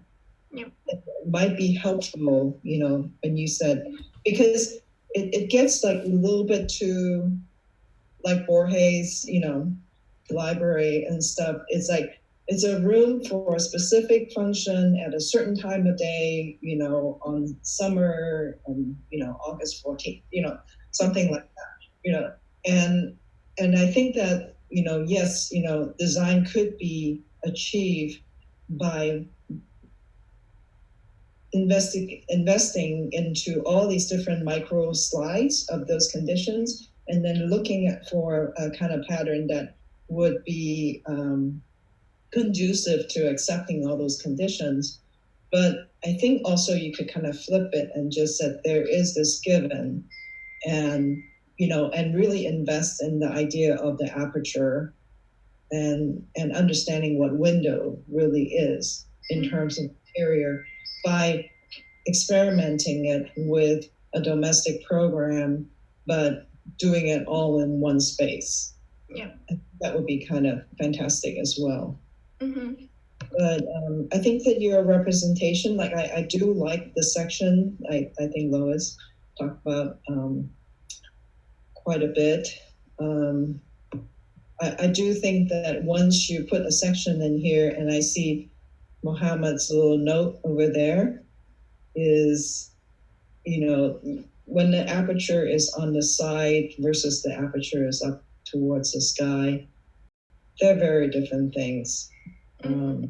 Yeah, and so, just, even if your whole project is about a window or what would be constituted the aperture, I feel like that would also be a very fruitful place to go.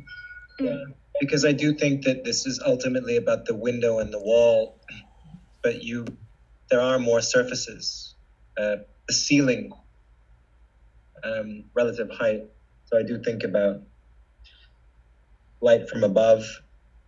I'm taken by these moments where the status of, you know, that corner, the wall, the roof, they come in question because you're taking that bite out. I find that an exciting moment, and I just wonder about putting this in a kind of what was it back in my day, a heliodon.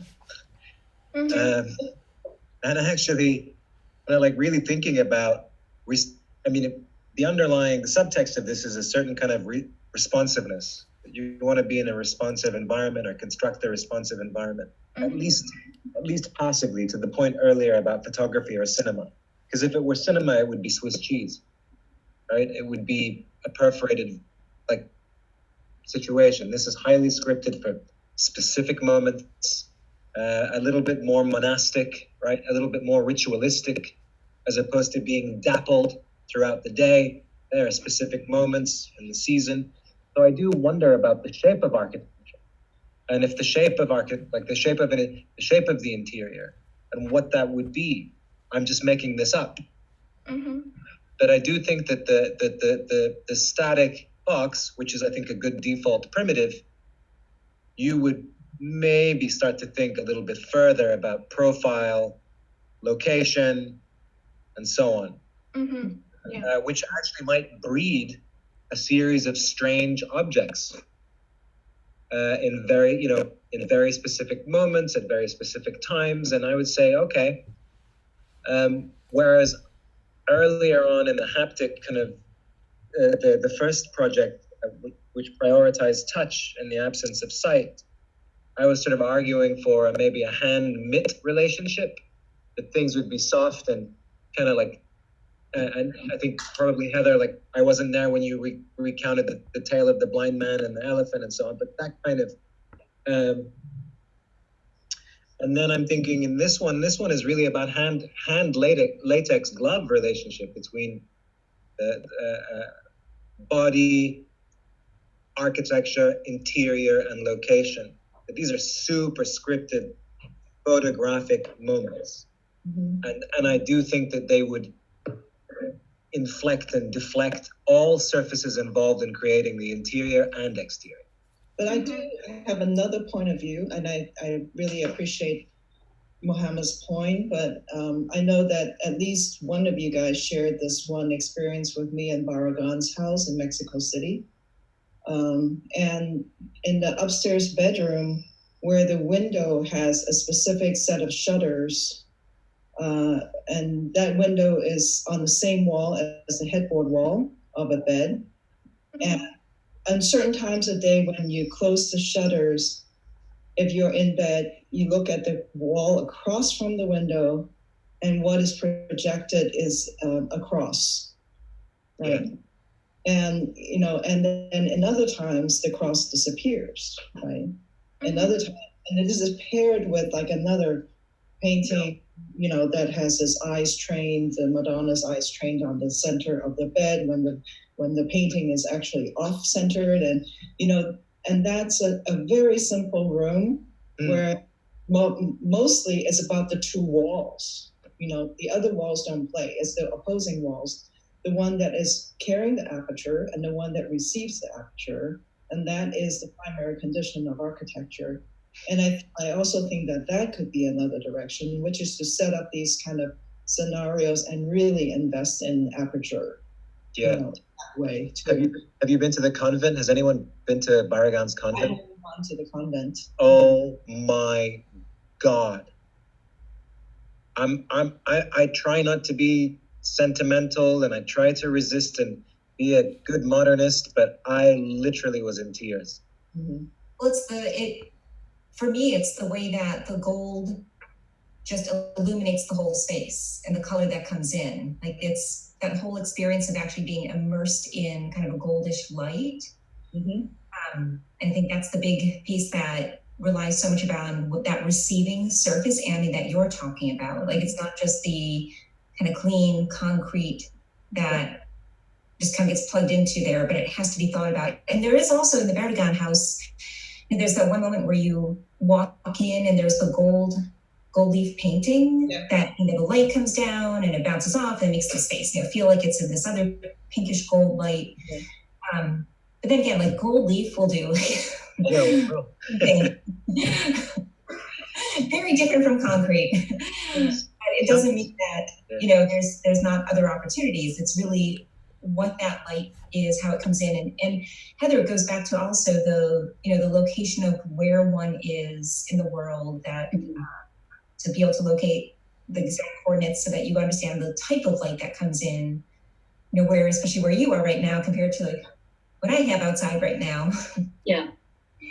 It's interesting. I was thinking about Rawson's comment earlier, or his provocation earlier, about whether this is photography or whether this is cinema. And in photography is passive to the extent that it's about the reception of light and the making of an image through the reception of light, right? And the kind of arresting of it. And cinema goes one step further, which is that it arrests light and then it reprojects it and it becomes spatialized, right? And you actually reproduce the animated image by interrupting it with an architectural surface, right? You actually section through a kind of cone of light to receive the image, and it remains abstract until you do that. Yeah. And I think that this could actually be a really profound way, Hae-Tung, for you to proceed, which is that I think right now you've only really thought about the cutting away, the sectioning through the wall in order to allow the light to pass, but not really what happens when it's received on a surface, right? And how you could begin to articulate that surface. What is it materially? What is the finish, right? Is it highly reflective? Is it matte? Is it flat? Is it shaped? Is it transparent? Is it translucent? Is it opaque? In what combination do all of those things wrestle with one another? And so even in a few very kind of subtle choices, you could have tremendous amount of complexity. That I love that point, and it makes me think of, let's say, the difference between Helene Binet's photographs of architecture that permeate, let's say, high contrast, sharp shadow, and then an artist like Louisa Lambrey and her photography of architecture, which prioritizes kind of the fuzziness, the softness of shadow, and then to your kind of agency as a designer, that actually invokes profile and shape, and whether you want to let light, you want to capture light or let it sort of leak out. That's something to think about. You know, we talk about photography and we talk about film, and of course the analogies definitely stand. And the truth of the matter is that architecture, as experienced in life, is experienced as myriad films superimposed on one another, right? But that we as designers compose moments much more as in terms of the stagecraft of theater design. And so these are, your moments are postcards, stills from theater, from a theatrical kind of discipline, and understanding that kind of the differences and the subtle overlaps. Yeah, that you'll spend the rest of your life doing that. That's a really great place to end in it, unless anyone has a final comment. The last thing that we didn't talk about is the surface that has been manipulated. You know, we're interested in the receiver, the screen of the, you know, that receives the light, but the actual surface and material by which, like even in your section, you can sort of see that kind of blur that happens where the aperture that was distinct is no longer as distinct, right? And so, you know, I thought of the cathedral at the little chapel in let me just La Tourette, where the color shaft light comes in through those little slits. And at that moment, that color blasted through and affected the concrete of that particular surface of which it was penetrated. And the concrete transformed into something of a material you can't even describe because of the color, you know, blur, the infestation of color. So both of those surfaces, I mean, that duality of having the moment of that transform aperture surface and then the receiver surface itself is in itself enough for a thesis. So I think you've really opened up a lot of really important areas of discussions for interior architecture. Great. Thanks, Heitan. Congratulations. Thank you.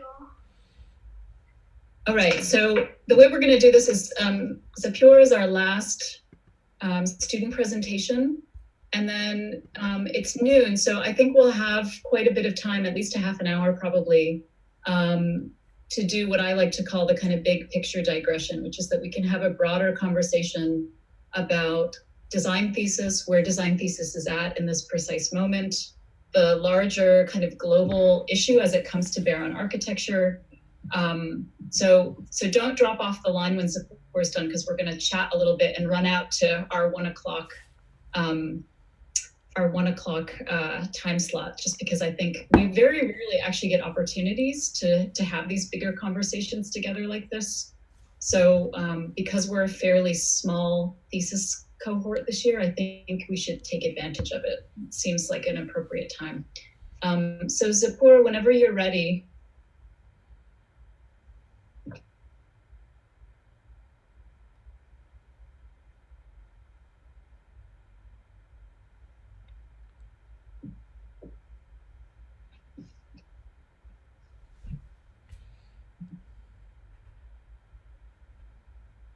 Hi everyone, can you hear me? Yeah, maybe volume up just a little bit more. Okay. Hi everyone, my name is Zapure, and Maybe a little bit more. higher. Yeah, that's better. Okay.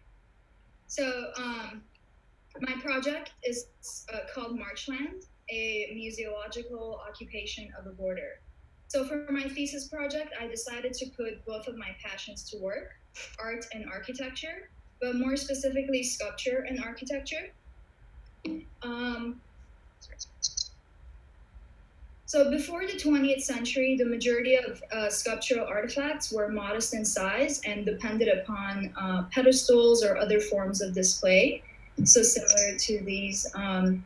Then as we go further in the 20th century, the scale of sculpture multiplies in size and begins to approach and in some cases exceed the scale of architecture.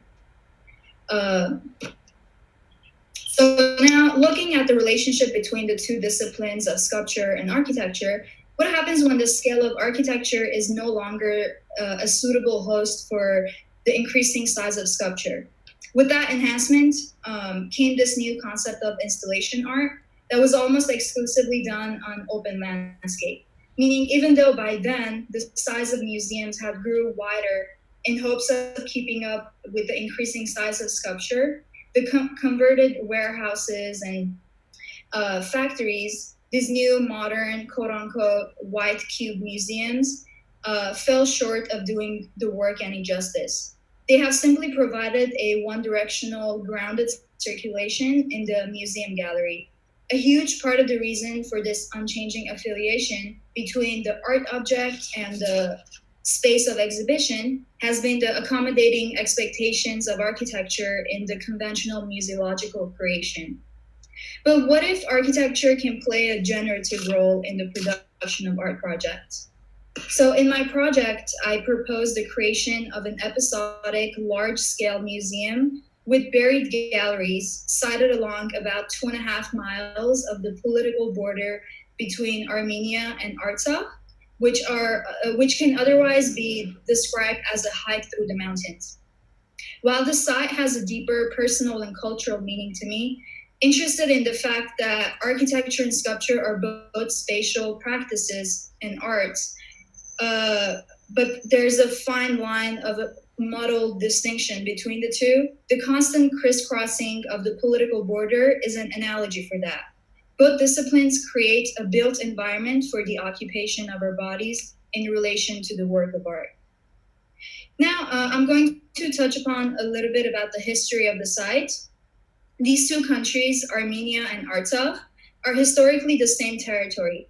Due to many historic events in the past 100 years, Armenians have had to regain independence that they once had. So due to political reasons, there's now a border between these two countries. Since the two territories gained independence at different times and from different oppressors. But it is the same country with the same people, same language, same currency, and same military. Although for political reasons, you need a visa to get to Artsakh from Armenia. So when you get to the museums and hike from gallery to gallery, you constantly go back and forth through the boundary of the border, but there's no indication to make one conscious of the situation. With that, we can go into each specific gallery, which are these large buried voids of generative prerequisites for the artist to create. Sorry. The galleries are responsive to the site and work with the topography of the landscape. All of the galleries are made off of poured-in-place concrete, only naturally lit, and are open to the elements. Each gallery also has inspirations taken from traditional Armenian patterns. So first on the lineup over here is what I call the bladder, which has lighting design inspirations from traditional Armenian lacework. Entrance and exit to this space are through a narrow and dark tunnel, which then open up to a big open vessel. Daylighting comes through tiny holes, tiny apertures through the top. There are no flat floors. The circulation is only through ramps all around the space.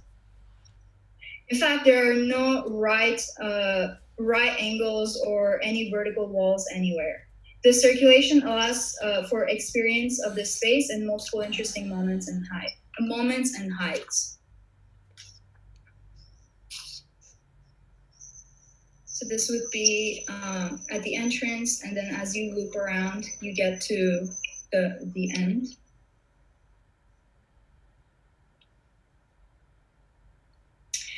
The second one is what I call the rug, which, as mentioned, it has design inspirations from traditional Armenian rugs.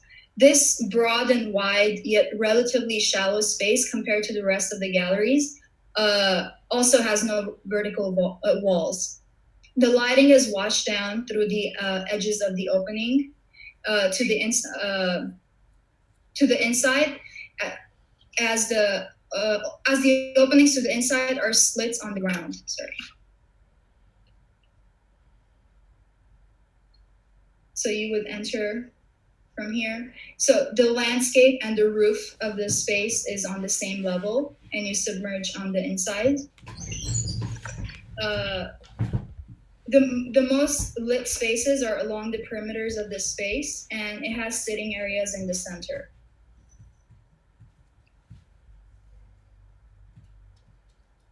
The third one on the lineup is the bubbles, which is inspired by traditional Armenian stone carvings.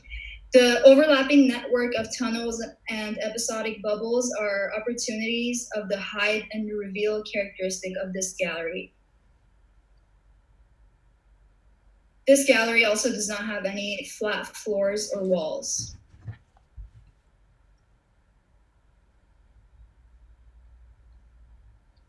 And the last one is the boxes, which explores an uneven floor, which has design inspirations from a decorative Armenian pattern. This space can otherwise be described as a terracing or cascade of levels. It has 3 types of boxes intersecting one another and create shafts of light at the intersections.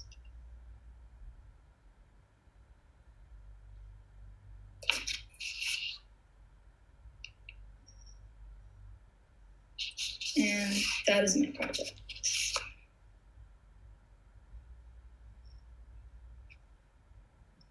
I'm just going to say something because I was looking. You've generated quite a bit of new work since we last looked at this together, and there was this thing that a really good friend of mine, Luc Sant, who's a nonfiction writer, once said to me. which I can't quite locate yet, but I think is relevant. He said that a language is a dialect within an army and a navy.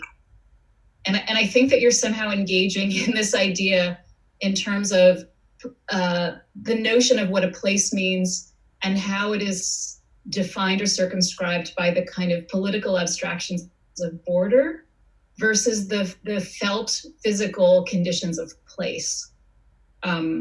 Anyway, I'm just going to drop that and then. I should, Sapir, thank you for that presentation. And I feel like it was a lot to take in. So I'm actually wondering if you could go back to previous image or maybe just help explain, in terms of these 4 spaces, where they sit in relationship to the border. So let me go to the sequence. Here we go. Right. So my site is actually the very line of the border. So what I have done is taken the exact line and the exact points of their elevations in the topography and have made that an exact site. And so each of the galleries sit on this on the border line. So whenever you're inside the gallery, you're in kind of both. You keep crisscrossing into both countries, and you never really know in what country you are in. But yeah, so this very line in here is the actual border, which is my site. Hey, Sapir, would you mind turning your camera on so we can see you? Oh my God, I can't believe my camera has been off. I'm so sorry. Your voice was engaging, but we want to see your face too, so. I didn't realize it was off. I'm so sorry. I'm right here. That's okay. And I'm just so curious because, I think you're asking a really great question about how to situate artwork, and the way that you described, or the way you walked us through the start about how, architecture has grown, it has to grow to keep up with the scale of work that artists are installing. And to kind of completely shift that in another direction and say, well, it's almost, it's now located outside, it's on a border. It adds so many more layers to it, so many more layers of complexity. And compared to, like when I think about the Chinati Foundation in Texas, a lot of it is outdoors, but it's Texas, it's fine. There's nothing contentious about it. And knowing that you're building right on a border is it's a bold move. I immediately think of things like the Berlin Wall and even installations that you now find along the location of the previous Berlin Wall, or the old Berlin Wall. So I guess I just have a few questions, because I just want to make sure I understand how you got to this point and what you were looking at or what you were thinking about. And some of these questions might be really banal, but they'll just help me understand a little bit more about your project. So with the 4 different spaces that you've designed, are they in themselves meant to be what is exhibited, or are they the space that's meant to have exhibitions in it? Like, will artists come there and exhibit? Because I couldn't tell if there was artwork in it, or if the space itself is what we're supposed to experience. Yeah, so I have not, the decision was made to not place any artwork in there, because this space is meant to be a large void where the artist can go up to and kind of take as the generative prerequisite for the work of art that they make. So if I put any, if I suggest what kind of artwork can go there, it can, I think, limit the artist and their imagination. Like, for example, Heather was mentioning in this space, maybe, again, I don't want to say any sort of artwork that can go there, but maybe an artist wants to fill up the entire space with little tiny objects. So I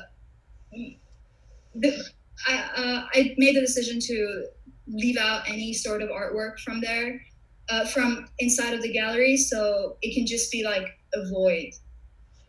I think it's it's almost asking for at least one of those spaces to have the work, only because I think there's different ways that you're arriving at your project. You know, one is starting off by speaking about museums, and you didn't really give too much of a background about different museums that you may have looked at, you know, ones that were really significant, even though I know you showed some examples of museums. But I think it is important to, know, one or two precedents and the reasons why. And if it then takes you to this point of designing the museum, ultimately then the work should show up, or some kind of example of the work should show up, just to show how the space is being tested. Otherwise, there's a whole other piece, which is about it being situated at a border. And if it becomes something that's more of, I don't want to say memorial, because it doesn't sound like there's anything that's being memorialized, but it's a recognition of a political mark in the landscape. And that has its own path of precedence to look at that leads you to that point. And to me, that's where I'm just trying to negotiate these two different starting places and the end point to understand how to look at the space, just because they're incredibly fantastical. Like, especially this one that you're showing right now, that is, I can't tell if it's, 50 feet deep in the ground. And so that's, right, so that one, so it's pretty big. And I can't quite tell if it is underground or not, or part of it is, but Completely underground. That's the cut one. Make it seem like you have all the right parts that are helping congeal this project into something that moves it in the right direction. But I really do appreciate the part that you chose each of those four areas to derive from, traditional Armenian design. And I think, to me, that's one of the really strong points about this project, is taking something that is so site-specific about design in this area, and then treating it as something that can now become spatial, three-dimensional or four-dimensional, because you put the time that it takes to move through the spaces. So to me, that's one of the strong areas of the project, but it's just those earlier steps that I'm just trying to negotiate a little bit more where that starting point is. So if I could just piggyback on what Lois was saying, because I've also seen the project at midterm. So what emerged when we were talking at midterm is, you have a lot of work here. And so, Zephyr, that's great, because you've done a lot of work. But the downside of it is there's too much work, right? So there are really three projects. One is straddling the border with any kind of institution, cultural or otherwise. The other project is making a museum space, with the negotiation then between artwork, the museum as a container, or the museum as a performative art piece itself, right? And this is a tension that exists for you. And the third tension is the issue of honoring the iconography of Armenian culture. Why is it an issue? Well, because when you are occupying a border condition, are talking about subtle differences rather than homogeneity across time. So each one of these designs could be contested territory. And you treat it as if it's sealed in time, right? You do extract from it and play with it very nicely. So I agree with Lois that that's inspiring, but it's also a little bit disturbing, because it is precisely the subtle differences between whatever is on two sides of the border, right? Village to village almost, right? Cousin to cousin, these subtle differences that you could actually pour into. So you see, with all three projects, you have more work to do if you focus just on the border, or just on, the museum as a container, or just on the, iconography.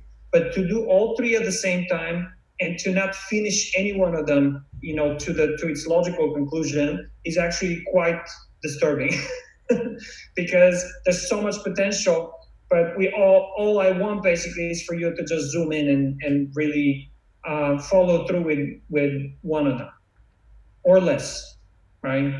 So it's the issue of economy here. It's almost like, I'm looking at an early draft of a dissertation, where it's 1,000 pages, but it's really 200 pages of material that we need to sort of extract from it. Well, that kind of gets to, I think that Miwan Khan had written about situatedness. Jane Randolph had talked about situatedness, but Mi Wan Kwan, who's an art historian, had taken public art, and rated into, kind of categorized into 4 forms. She called, like, it becomes phenomenological, experiential, critical, or discursive. And I wanted you to talk a little bit about how you situate your project. Do you feel like it's a phenomenological? Is it a critical project? Is it an experiential project? Or is it a discursive project? Discursive meaning like you're chasing after an argument and you kind of keep going with it. I think it's definitely an experiential project because, for example, here I've mentioned up here, it's about a 2-hour drive from the closest city with an airport in it. So the project really doesn't start when you get to the parking lot and then you hike through the galleries. It really starts days before, planning ahead, planning the drive, planning to get a visa, to be able to pass the border, to go to the other country. And then, like, even though it's really easy, it's like there's no wall to go from one country to another, but then there's like this entire process of experiential things that you have to go through, and as you walk from a gallery to a gallery or hike from gallery to gallery, like that in and of itself is also an experience, going inside of there.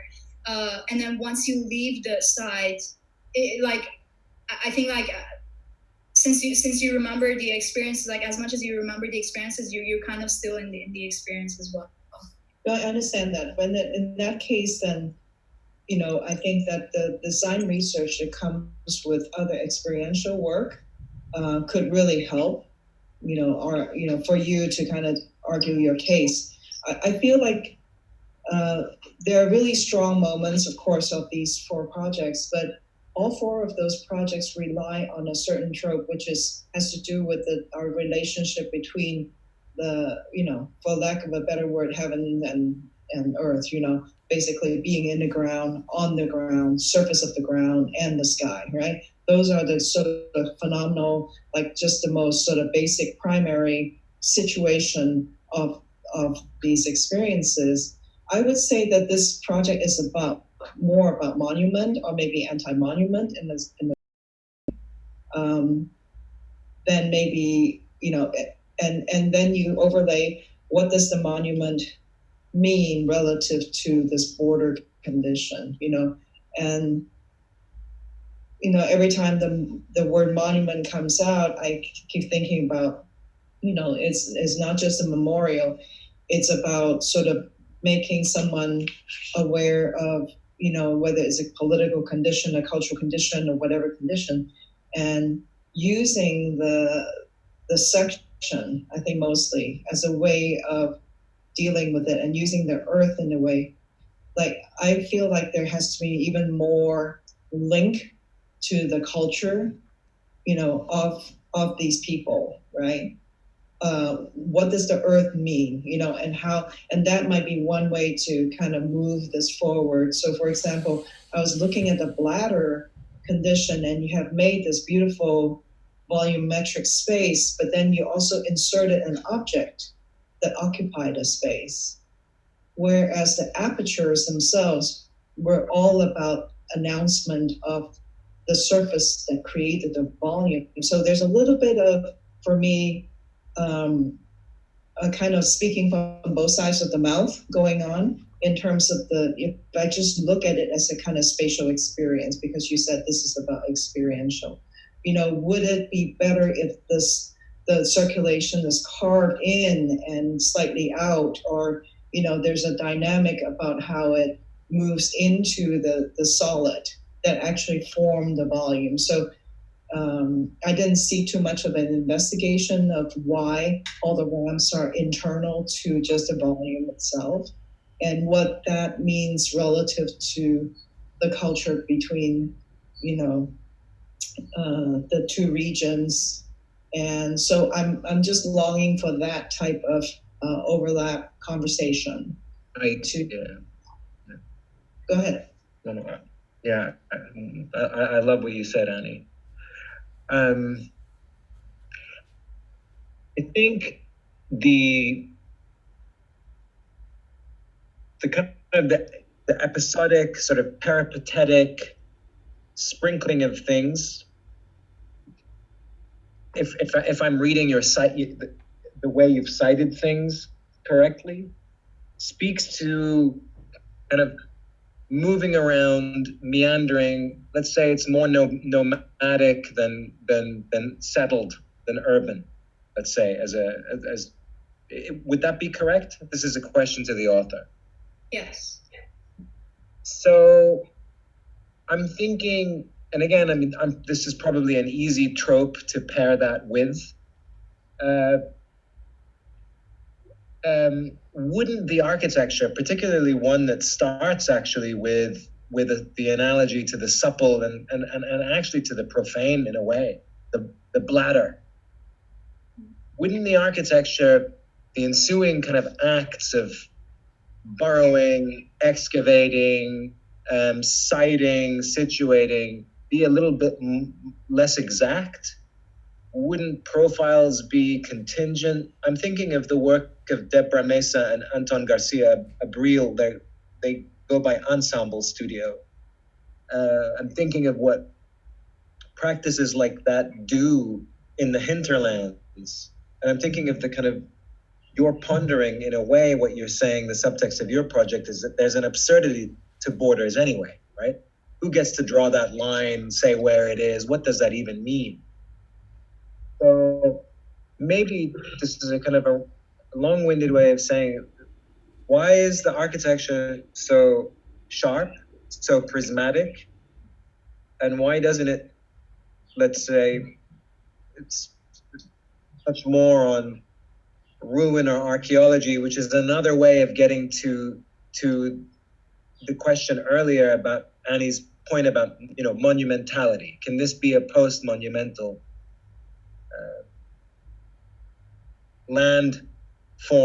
land architecture? It's interesting. I was just thinking about the difference between how we describe border or boundary in geography versus geology, and its section, right? Because when we talk about a political boundary, to a certain extent, we're really talking about an imagined line on the surface of the ground, because it's not true when you go up or when you go down, right? And because you've chosen to bury all of these things pretty deep underground in some cases, you're actually getting more into what the meaning of boundary is in geology than what it is in geography, right? So you're actually moving away from the political to a certain extent, which then helps you get closer to what Mohammed is suggesting, which is that the architecture doesn't have to behave so much, right? It can get really loose and kind of feral.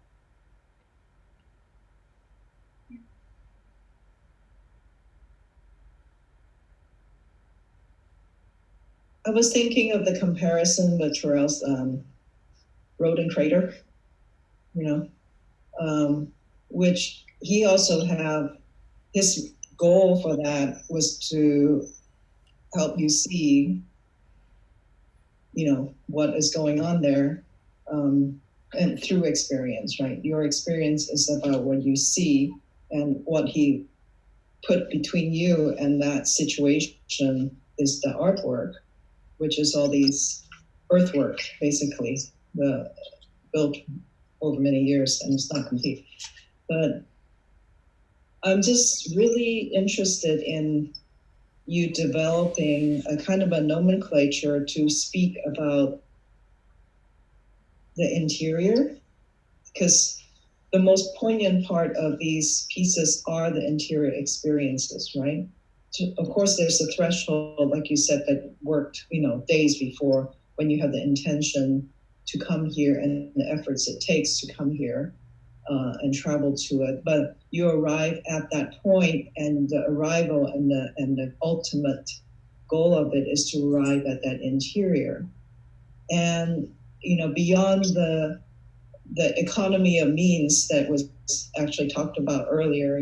Like you've got geology to work with already. You don't really need that much more if you're going into the ground as well to kind of enunciate the border. I'm looking for other things, almost like, again, going back to Lois's reference for Perec, species of space, like what are the species? What are the typology of this type of spaces, right? And how these experiences, even the sequencing of bladder rug, bubbles, and boxes, right, need to be carefully considered, because one supposes that you see one before the other, and the half mile versus the 1 mile travel, the 1 mile is going to be much longer, I guess, because you're now getting fatigued, after all this travel and stuff, all comes into play to deliver the experience. And I think that's the magical part of, our discipline, is to really embrace these kind of human conditions and really understand everything from, duration. I'm now much more obsessed about duration than anything else. And, and all the associated overlays, of what it means to situate something, what situation means, I keep thinking about what level of craft does one apply to these spaces, right? Robert Irwin's famous essay on being in circumstances, where he also talked about the different kinds of public art, but in which case he suggested, pretty much in your case, it's not about a certain type imposed onto the land, which will be memorial, but it's actually to find notions and DNA from that situation and then derive a work from it. And in that case, you're approaching a beginning of an open-ended inquiry, which makes it a little bit more towards the thesis than the project side, right? Because this is not about problem solving.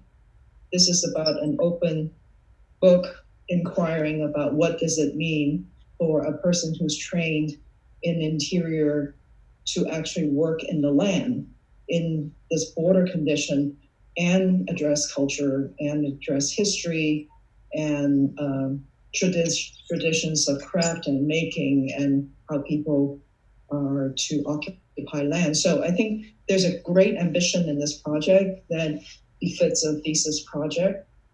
And I hope that you also agree that this is the beginning, right? Right. Yeah, and in some cases we were even thinking about these are 4 galleries, but eventually it can be more. So I am thinking about it as a progress. Yeah, or even why is it galleries anymore? Because sometimes when you call it something, you lock yourself in, the semantics is very important, right? Once you see galleries, then we're looking for galleries and museums as precedent. But in your case, I wonder what would be the historical precedents that you would, study, right? Or potentially like even anything on the border, or what is the border, in order to situate the project. I think that's where the key lies for me, the situatedness of it. Thank you.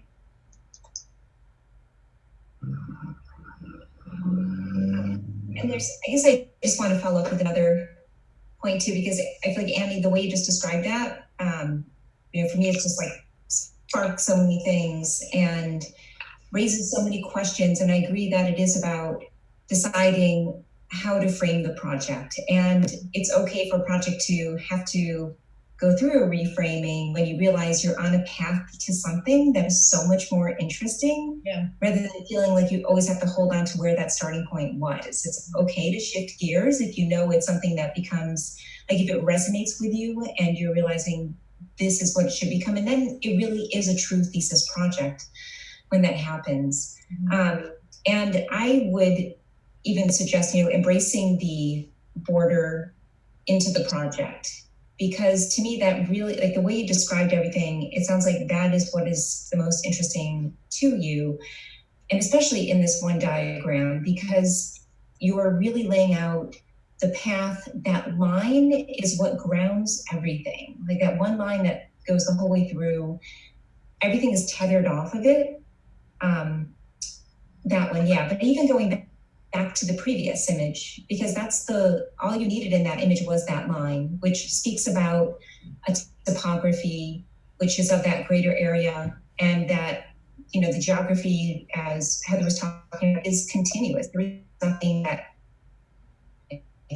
line is purely just man-made and put onto the site. But what you're tethering off of it is something completely different. It's cultural. It speaks about tradition. It's, also man-made. And it doesn't necessarily need artwork to then fill it, because it is more about experiencing a culture. But because of that artificial line that runs through, to me, it's something that then pushes the project further, because it's almost asking to be made visible in some way, whether it's, asking how it engages a void, like how does a line engage a void, such as in the bladder, or how does the line, engage the intertwining of the bubble pattern? Does it somehow reconfigure, that pattern right across the border? So to me, it becomes almost a moment of like a site for teaching, a place for like a cultural center for people to experience and understand really what you were talking about at the beginning about the two cultures, Armenia and Artsakh on either side, and understanding it through moments that you experience along the way. So at times you're really inhabiting the border, other times you're not inhabiting the border, and there might be just signs that tell you like you are on the right path to the next area. But it is when you then get immersed again into these new environments that you really understand that artificial border. So I think to me, that's the most interesting part of your project, and the part I enjoy the most learning about, because it has so much depth to it, not just like physical depth in the site, but it's just really a very rich proposal. I also think one last thing I'm just looking at the images of the artwork represented on the left side of the screen and thinking about, how it correlates with a culture that is so rich and complex, in its worldview of where they are relative to humanity and to the cosmos. But you can see that in the artwork. Part of it, of what we do as designers, is to try to be visually literate, I guess, when we start looking at icons and images like that, and understand that, wait, maybe, there is a concern of this people, this culture, of, not just order, which is there, but of what things are small and what things are big and how they're all interrelated, right? That you can read that entirely in a relationship. And the third one on the bubbles, there's even a more complex overlay. It's almost like a overlap staggered pattern of things that are complete and incomplete, but then all together they make a total completion of understanding of the world. I mean, that's a pretty sophisticated kind of thing going on there. And it can be an agenda for the orchestration of the experience too. Like the experience, of course, like create a one singular moment, that kind of money shot moment of these monument spaces are great. But at the same time, when you drill down into what the culture is wanting to say through its production of art and material culture, like you see here on the left, you can see that there was a lot more complexity in that. And so that shifts into, that could potentially be a place where, through your iterations and stuff, you begin to tap into that. And that's another way of connecting, right? In that kind of meta way, by looking at things that have been produced by people. Yeah. I wanted to do two things. One is to pivot to a broader conversation. So Zipporah, if you could unshare so that our faces all get a little bit bigger and fill the screen. All right. Thank you very much for all the feedback. Thank you, Zipporah. Yeah. Congratulations. Congratulations too. And thank you to our critics for all of your really phenomenal insight and feedback for these guys. It's obviously been very bizarre, complicated, challenging semester for all of us, right? Everybody that's here is in education in one form or another, on one side of the fence as a student or on the other as a faculty member. And there's sort of two things that I wanted to leverage maybe into a broader conversation. One was something that Rawson said early on about Zippor's project being like the first 200 pages of a doctoral thesis in a way, right? And I think in a way, you should consider that a kind of compliment of the highest order, because what it means is that A, you actually have a thesis, and two, you've got work to do, girl, right? Actually, all of you do. And that's the best possible place to be when you're finishing your degree, right? I always thought that the kind of saddest, worst case scenario is when you kind of tie the ribbon on it and you sort of do this and you're done and you can walk away, right? That would be devastating. You actually want the opposite, which is that you want to have kind of blown things apart. And you have something to kind of peck away at, either for the rest of your life or for the next couple of years or for a decade. And a thesis will do that. I'm still working on mine, actively and kind of inactively, or in, slightly different ways. It gets reframed as you get older and more experience gets kind of assimilated. And so I think one thing that we've seen in all 4 projects this morning is that there's more work to do, right? In the best sense. And it would be wonderful. I mean, you're all exhausted, I'm sure, but don't set it down, right? Find a way to keep working on it.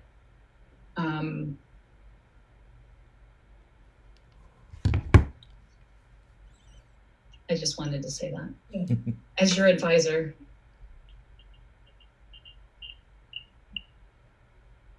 So if any of the other, the students as well, if anyone has any kind of things to say about the broader spectrum of what it is to do a thesis, how you breach across the threshold from the academic world into the wider world with these questions.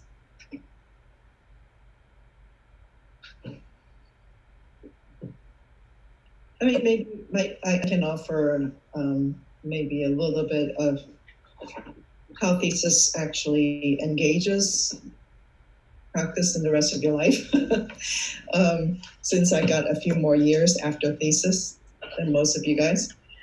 I think that when you do a thesis, at that point, when we call thesis, we were calling it design research, and that was the shift from modernism to, when people start saying, well, you got to do the research thing, and then that comes out to it, and it's no longer problem solving, it's open form of inquiry and experimentation and innovation, and it's about sort of excavation or discovery of disciplinary knowledge, right? That when you actually were able to focus on a very sort of tight question as part of your engagement with thesis, that question never goes away. Like Heather said, it gets blown apart and you realize that there was just more to ask about. And then you kind of wear a different color glasses after that everything you see in the world, occasionally those lenses come back and you look at things through those thesis eyes again and again and again. And you re-examine things, and all your self-reflection has that kind of basis.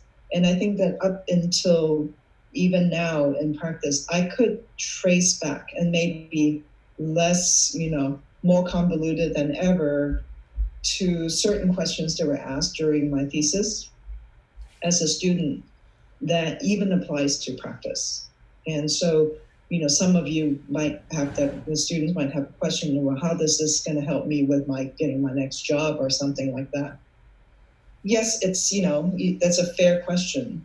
But I think that what you have given yourself and what your thesis advisor has given yourself is a gift of those kind of specific pairs of glasses that you get to pull out and wear all through your life, and that you have those things to look at the world in very different ways than if you didn't do thesis at all. So I'm glad that, the students experience that. And, I still hope that that is the state of thesis all around.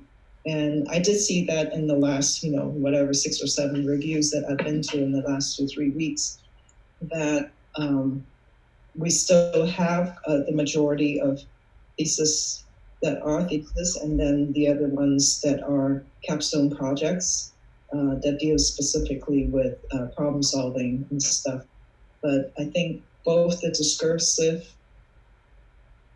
nature of thesis, and I think later on the projective nature of it, I think is super beneficial for the life and development of any designer. So I'll echo what Annie and Heather have both said. I mean, this is my favorite part because it is so true that the questions you guys started asking in your projects now will follow you forever and ever. It really is looking at the world through that lens.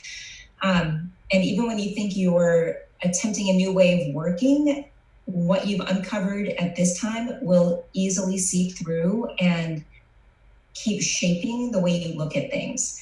It's funny, there's a piece I always remember about the fashion designer Yohji Yamamoto and how he talks about his way of designing clothes, and it's really always, like nobody can copy what he does because it's so much about what he does, and it's so much about his own style that even he can't change the way he designs. And in some ways it's almost like a trap.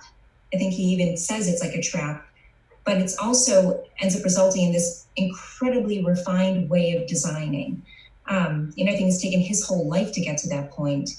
And, you might realize like there are multiple ways of designing. And hopefully you will test out all those different ways, especially as different things in the world keep informing the way that we have to address problems. Like, who would have ever thought that the interior would be so important at this time and everybody would be inside of it? Even, we're already in our interiors 90% of the time just without COVID-19, and the fact that it's probably now up to like 99%. But suddenly it's opening the world up to how important this space is, and the fact that you guys are, graduating at this time and launching into the next phase, knowing that you have been absorbing and thinking about this time in your work, to me is incredible. So never mind the fact that things changed in the last few weeks of your thesis work, whether undergraduate or graduate, it's more of you actually were so immersed in something so interior that we would have never even thought we could ever be pushed to this extent. So I think of this as a really great time to be graduating, having had to kind of live out this experience. And then, when we're done, you've had this, and then you keep moving on and absorbing more things in the world. And I would say absorb as much of it as you can before we're in the next lockdown. So make sure to do things. But, I guess this is also just a way of saying congratulations to the work that I saw today and the thoughtfulness that went into it, and how important it is to know that you've reached that point and the kinds of questions that you've asked and had to tackle and work with. So I'll just say congratulations there. Thank you, Lois. Can I just quickly throw in a Wagner reference? Please do. I'm obsessed with, so ever since I was very little, I love songs that don't end. You know how songs on the radio have like a logical conclusion where it's like, and it's over? I've always liked music where the song does not suggest its own conclusion, where it actually could go on for another 2 hours or could stop at the 3rd minute, right? And that concept was the Wagnerian endless melody. So it resonates with me where you have this sense of, never-ending enterprise. And I think, it's such a cliche to say, a lifelong learner. I hate the expression. But what to me it means is basically almost like a viral infection, no pun intended, that you cannot shake. And it has to do with exchange, it has to do with sharing, it has to do with grappling. So I know, for example, you guys right now, and I'm talking about the people graduating and working on the thesis project, presenting or not in front of us, you feel sort of arrested in this moment, right? Especially through this pathetic software. And a bunch of gargoyles like us are critiquing your shit and are making you nervous. I know. But on the other hand, you have to, you absolutely have to. That's the least I'm asking of you today, is to ask yourself, why are these gargoyles even doing it? It's because we keep each other in private conversations to the same standards that we're keeping you to, which is, if we're going to share insight and we're going to share a world together, I hold you responsible to be excellent. And so to be friends with Annie Chu is not easy, because you are presenting your thesis perpetually. And yet it's so rewarding that, you know, I keep up presenting new theses and new projects every time. So do celebrate this moment for that reason. It's an endless melody. I love that. And kudos to all of you. It's great to see the work and great to see my colleagues. And yeah, of course, Russ, and it's not easy, right? Because you are, there's the gift of having to kind of check yourself and to kind of live an examined life, to borrow from an ancient Greek. I do think that the thesis model, I'm going to make a sweeping generalization. I mean, I've been teaching for 10 years in a non-thesis school. And I've taught in both modalities and other ones.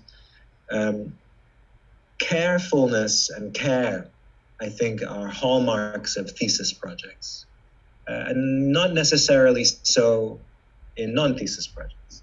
So there's a great degree of care and carefulness today, and I think that's an ethical thing. But there's also, I would hope, things not quite adding up, to borrow from Russen. Things being maybe open-ended and exact, and maybe even troubling. And that you would look back on this moment, particularly in terms of the disciplinary stuff that you were dealing with outside of the moment that we're experiencing, but just kind of like, what was I doing? What was I interested in? How does that develop? There will be development, there will be evolution, but because you're careful and caring, I do think you'll be looking back and hopefully with a little bit of trouble, wondering what on earth Russen meant, or Lois meant, or Annie meant, or Heather meant, because it didn't quite add up too. So I don't think thesis is always a slam dunk or watertight, and neither should it be, but that it's actually like a strange gnawing hunch that you should just keep thinking about the topic for a while and reinventing ways to look at it. So thank you for sharing your work today. Yeah, I think that's true, Mohammed. I mean, there were things that were said during my thesis review that I came to kind of understand much later, like a decade later. Or I thought that I understood them a decade later, and then yesterday I thought about it again and thought, I didn't have the first clue 10 years ago what I thought it was, let alone 20 years ago. And so in a way, there's an aspect of this that's like this massive perpetuating gift into the future. Yeah. And one thing I think that's an agent in that is that as you leave school and you're no longer showered with continuous feedback, you know, either from your faculty that you're working with or from one another, you increasingly have to learn how to become your own best critic. And I think thesis, because it's the first time, as far as I'm aware, in your educational experience, where you're required to cook the thing up from soup to nuts, right? You're fully responsible for authoring the entirety of the project. There is no brief that is handed to you on the first day of studio, right? Like in all subsequent studios. And and whether you realized it or not, rigged into that is the task of learning how to become a critic. And how that begins to present evidence of itself is something that sort of, it's like it sort of, you sweat it out of your skin slowly over time a bit. And the exciting thing for all of us is that you're now, well, you were always, but now you're kind of crossing the threshold between having been our students and becoming our colleagues. And so the other thing I wanted to say, and Liana and I exchanged a series of text messages about this the other day, and I think, I don't know on your end, Liana, but I got very weepy. I was like, I had like, you know, tears running down my cheeks, which is that the relationships here are not over, right? They are also beginning anew. And so as you guys go out into the world and you start to make work within a different context, we all continue to perpetuate and reinvent the dialogue among ourselves. And the best possible scenario is biodiversity, that each of you have started to find your own voice and that you really run with that. And that, you know, however long it is before we next can all see each other in person, that the differences in the work that we're making are as distinct as possible, because the world will be much richer for it. Right? And that's already clear just in 4 things that we looked at this morning. So that's exciting to me, really, really exciting to me. I get scared when the work is too similar, right? When you always could, like the authors could be interchangeable. Then I'm like, oh, I really screwed up. I did something wrong here.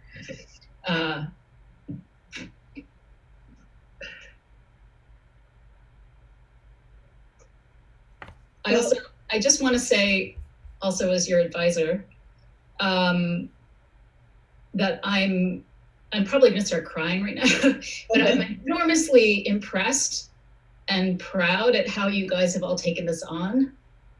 You've all been really brave. And I've been on the receiving end of some early calls when everything went online. Yeah. And both from all my colleagues, especially Ross and then Heather, who said, I've been on Zoom for 11 hours today in the studio and stuff. And I just want to acknowledge that, you guys are, pioneers of a different way of delivering education and trying to uphold the quality of education that you could do so well on a one-on-one basis. And I think the students are very fortunate to have dedicated educators like all of you guys that are teaching at this moment, who are spending a whole lot more time to actually deal with this kind of platform. But I think at the same time, I hear it over and over again that some of the one-on-one happening that through this kind of weird medium is in fact bringing a certain degree of closeness between the teacher and the student in a different way than previously. Absolutely. Yeah. I mean, I also wanted to acknowledge, we all acknowledging our thesis advisor to a certain extent, and mine when I was an undergraduate was Albert Pope, who's still in Texas. And for my thesis project, and you guys will like shake in fear thinking that for me, my experience of it, up until the last 2 weeks of presentation, he would not let me design. I diagrammed the entire semester until the last 2 weeks. And then I cranked out the design and the representation in those 2 weeks without sleep. And I think it's one of those wax on, wax off thing, to quote Karate Kid, right? Yeah. He was doing the wax on, wax off to me. And it was actually mental training of how one thinks and how one sort of reject the entire normal reification process of attributing concrete form to an abstract idea, which we as design students have to unlearn all that stuff and then come back and relearn, that process again of how to give form to an abstract concept. And, that the gift that he gave me was a way to think through that, right? By this technique of diagramming. And up until today, like I think in diagram, as you're talking about it, there's a diagram in my head. And because of that process, but, I think I just wanted to say that I want to acknowledge that, you know, there's a gift from all the educators that changes people's lives. And those of you who are still in teaching, I retired last week, so that I wanted to, you know, give you all kudos for continuing to be with the students that way. And the students, you will understand this gift later on, I assure you. I think we understand this gift right now too. I mean, I don't know if we're gonna get a commencement or not, but this means so much to sit with like our jurors and our advisors for the past 4 years and like have one-on-one advice from them. I think it's so much more meaningful than standing in line, having our name be mispronounced and walk on stage and get a, or, you know, like this, if this is the graduation, like we're done with our final presentation and this is the end, I think this is so much more meaningful than any commencement meeting yet. Well, you've had a year of me mispronouncing your name, so you've got it like over and over and over again. And you've been far too sweet to correct me. I only had a very sort of short time with Zafur, but I'm glad to see you blossom and, you know, how your work has advanced too. So I just wanted to say, I mean, I think it's kind of a nice forum to share stories about the lineage, right? Like you guys, I'm sure, will probably tell stories about all the faculty that you worked with, but it's also nice to hear the stories about who taught us, because there's DNA that's being transferred, right? And when I may have shared this with you guys when the lockdown first started, but I started graduate school at SCIARC on 9/11. Can you imagine, right? My first day of school, and my whole family was in New York at the time. And the very first faculty member that I encountered, given just the day of the week in the class schedule, was Perry Culper, who ended up eventually being, I had in a way 2 thesis advisors, Perry was one of them. And we sat down together on a bench and he just started crying because he just didn't, I think one, we were all in shock and really scared, but he also felt like he didn't know what to do. He didn't know how to support all of these students who he was just meeting for the first time. He didn't have a frame of reference for how to kind of orient in that scenario. And he wasn't even sure how relevant education was in that moment, right? And I just remember feeling so moved by his ability to be so vulnerable with a student that he didn't know. And it kind of forged a very intense bond between the two of us. And then when he became my thesis advisor, I did a kind of bizarre thesis. I made a bunch of things that were sort of like furniture. And I didn't present in a traditional exhibition space within the school. My work was in the library at SCIARC. And we locked ourselves in the library for 12 hours through the middle of the night, Perry and I, and just moved things around like fractions of an inch, and then would stand back and assess whether the kind of arrangements were working or not. And I had made this one piece, which was, it was a piece of furniture, but it was also kind of a model of a swimming pool. And I hadn't tested it to see if it would hold water because I hadn't had enough time.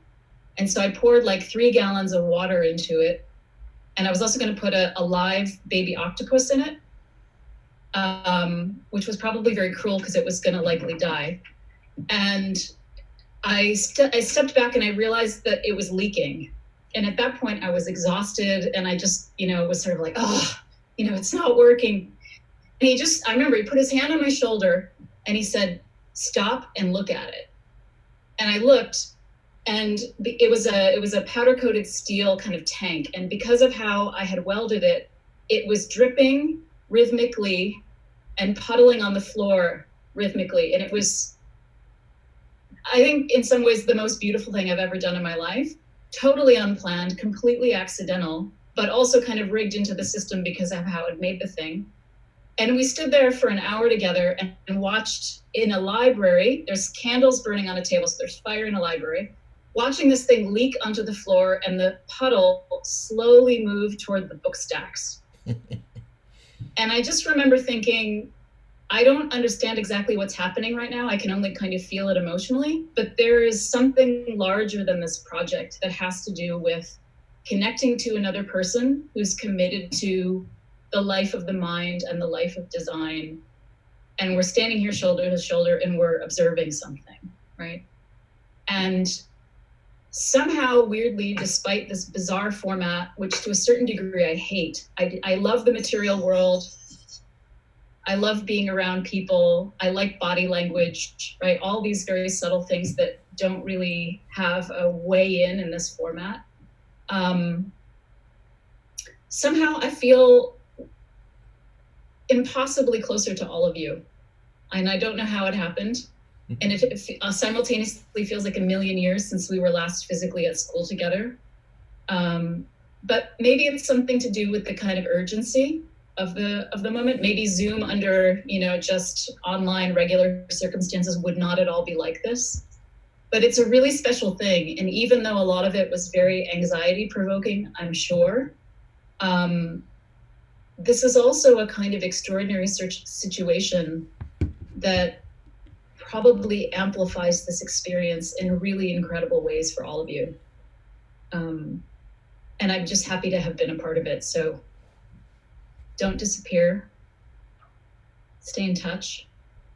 We still have another half of this to do today. So I'm talking like, we're all going to go. It's not over yet.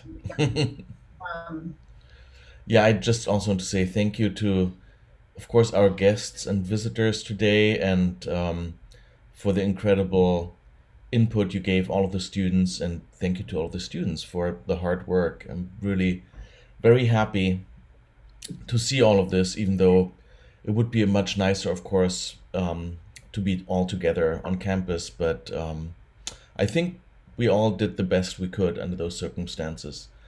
And yeah, let's continue in an hour. So go have some lunch. Yes. If you think you're gonna fall asleep and catch a disco nap, set like 3 timers for yourself. Yes, please. Thank you, everybody, and congratulations, Annie. I didn't know this. Congratulations. You're still going to be put to work, though. Yes. Oh yeah, she's not. We're not letting our death grip off on her. No. Lois, thanks for calling in all the way from Toronto. It's definitely cocktail hour for you, given the time. It is. Congratulations, everyone. Thank you, Lois. Bye. Bye. And then Rawson and Mohammed had to drop off the call for other things, but they all sent some things in the chat. So, okay, so feed yourselves.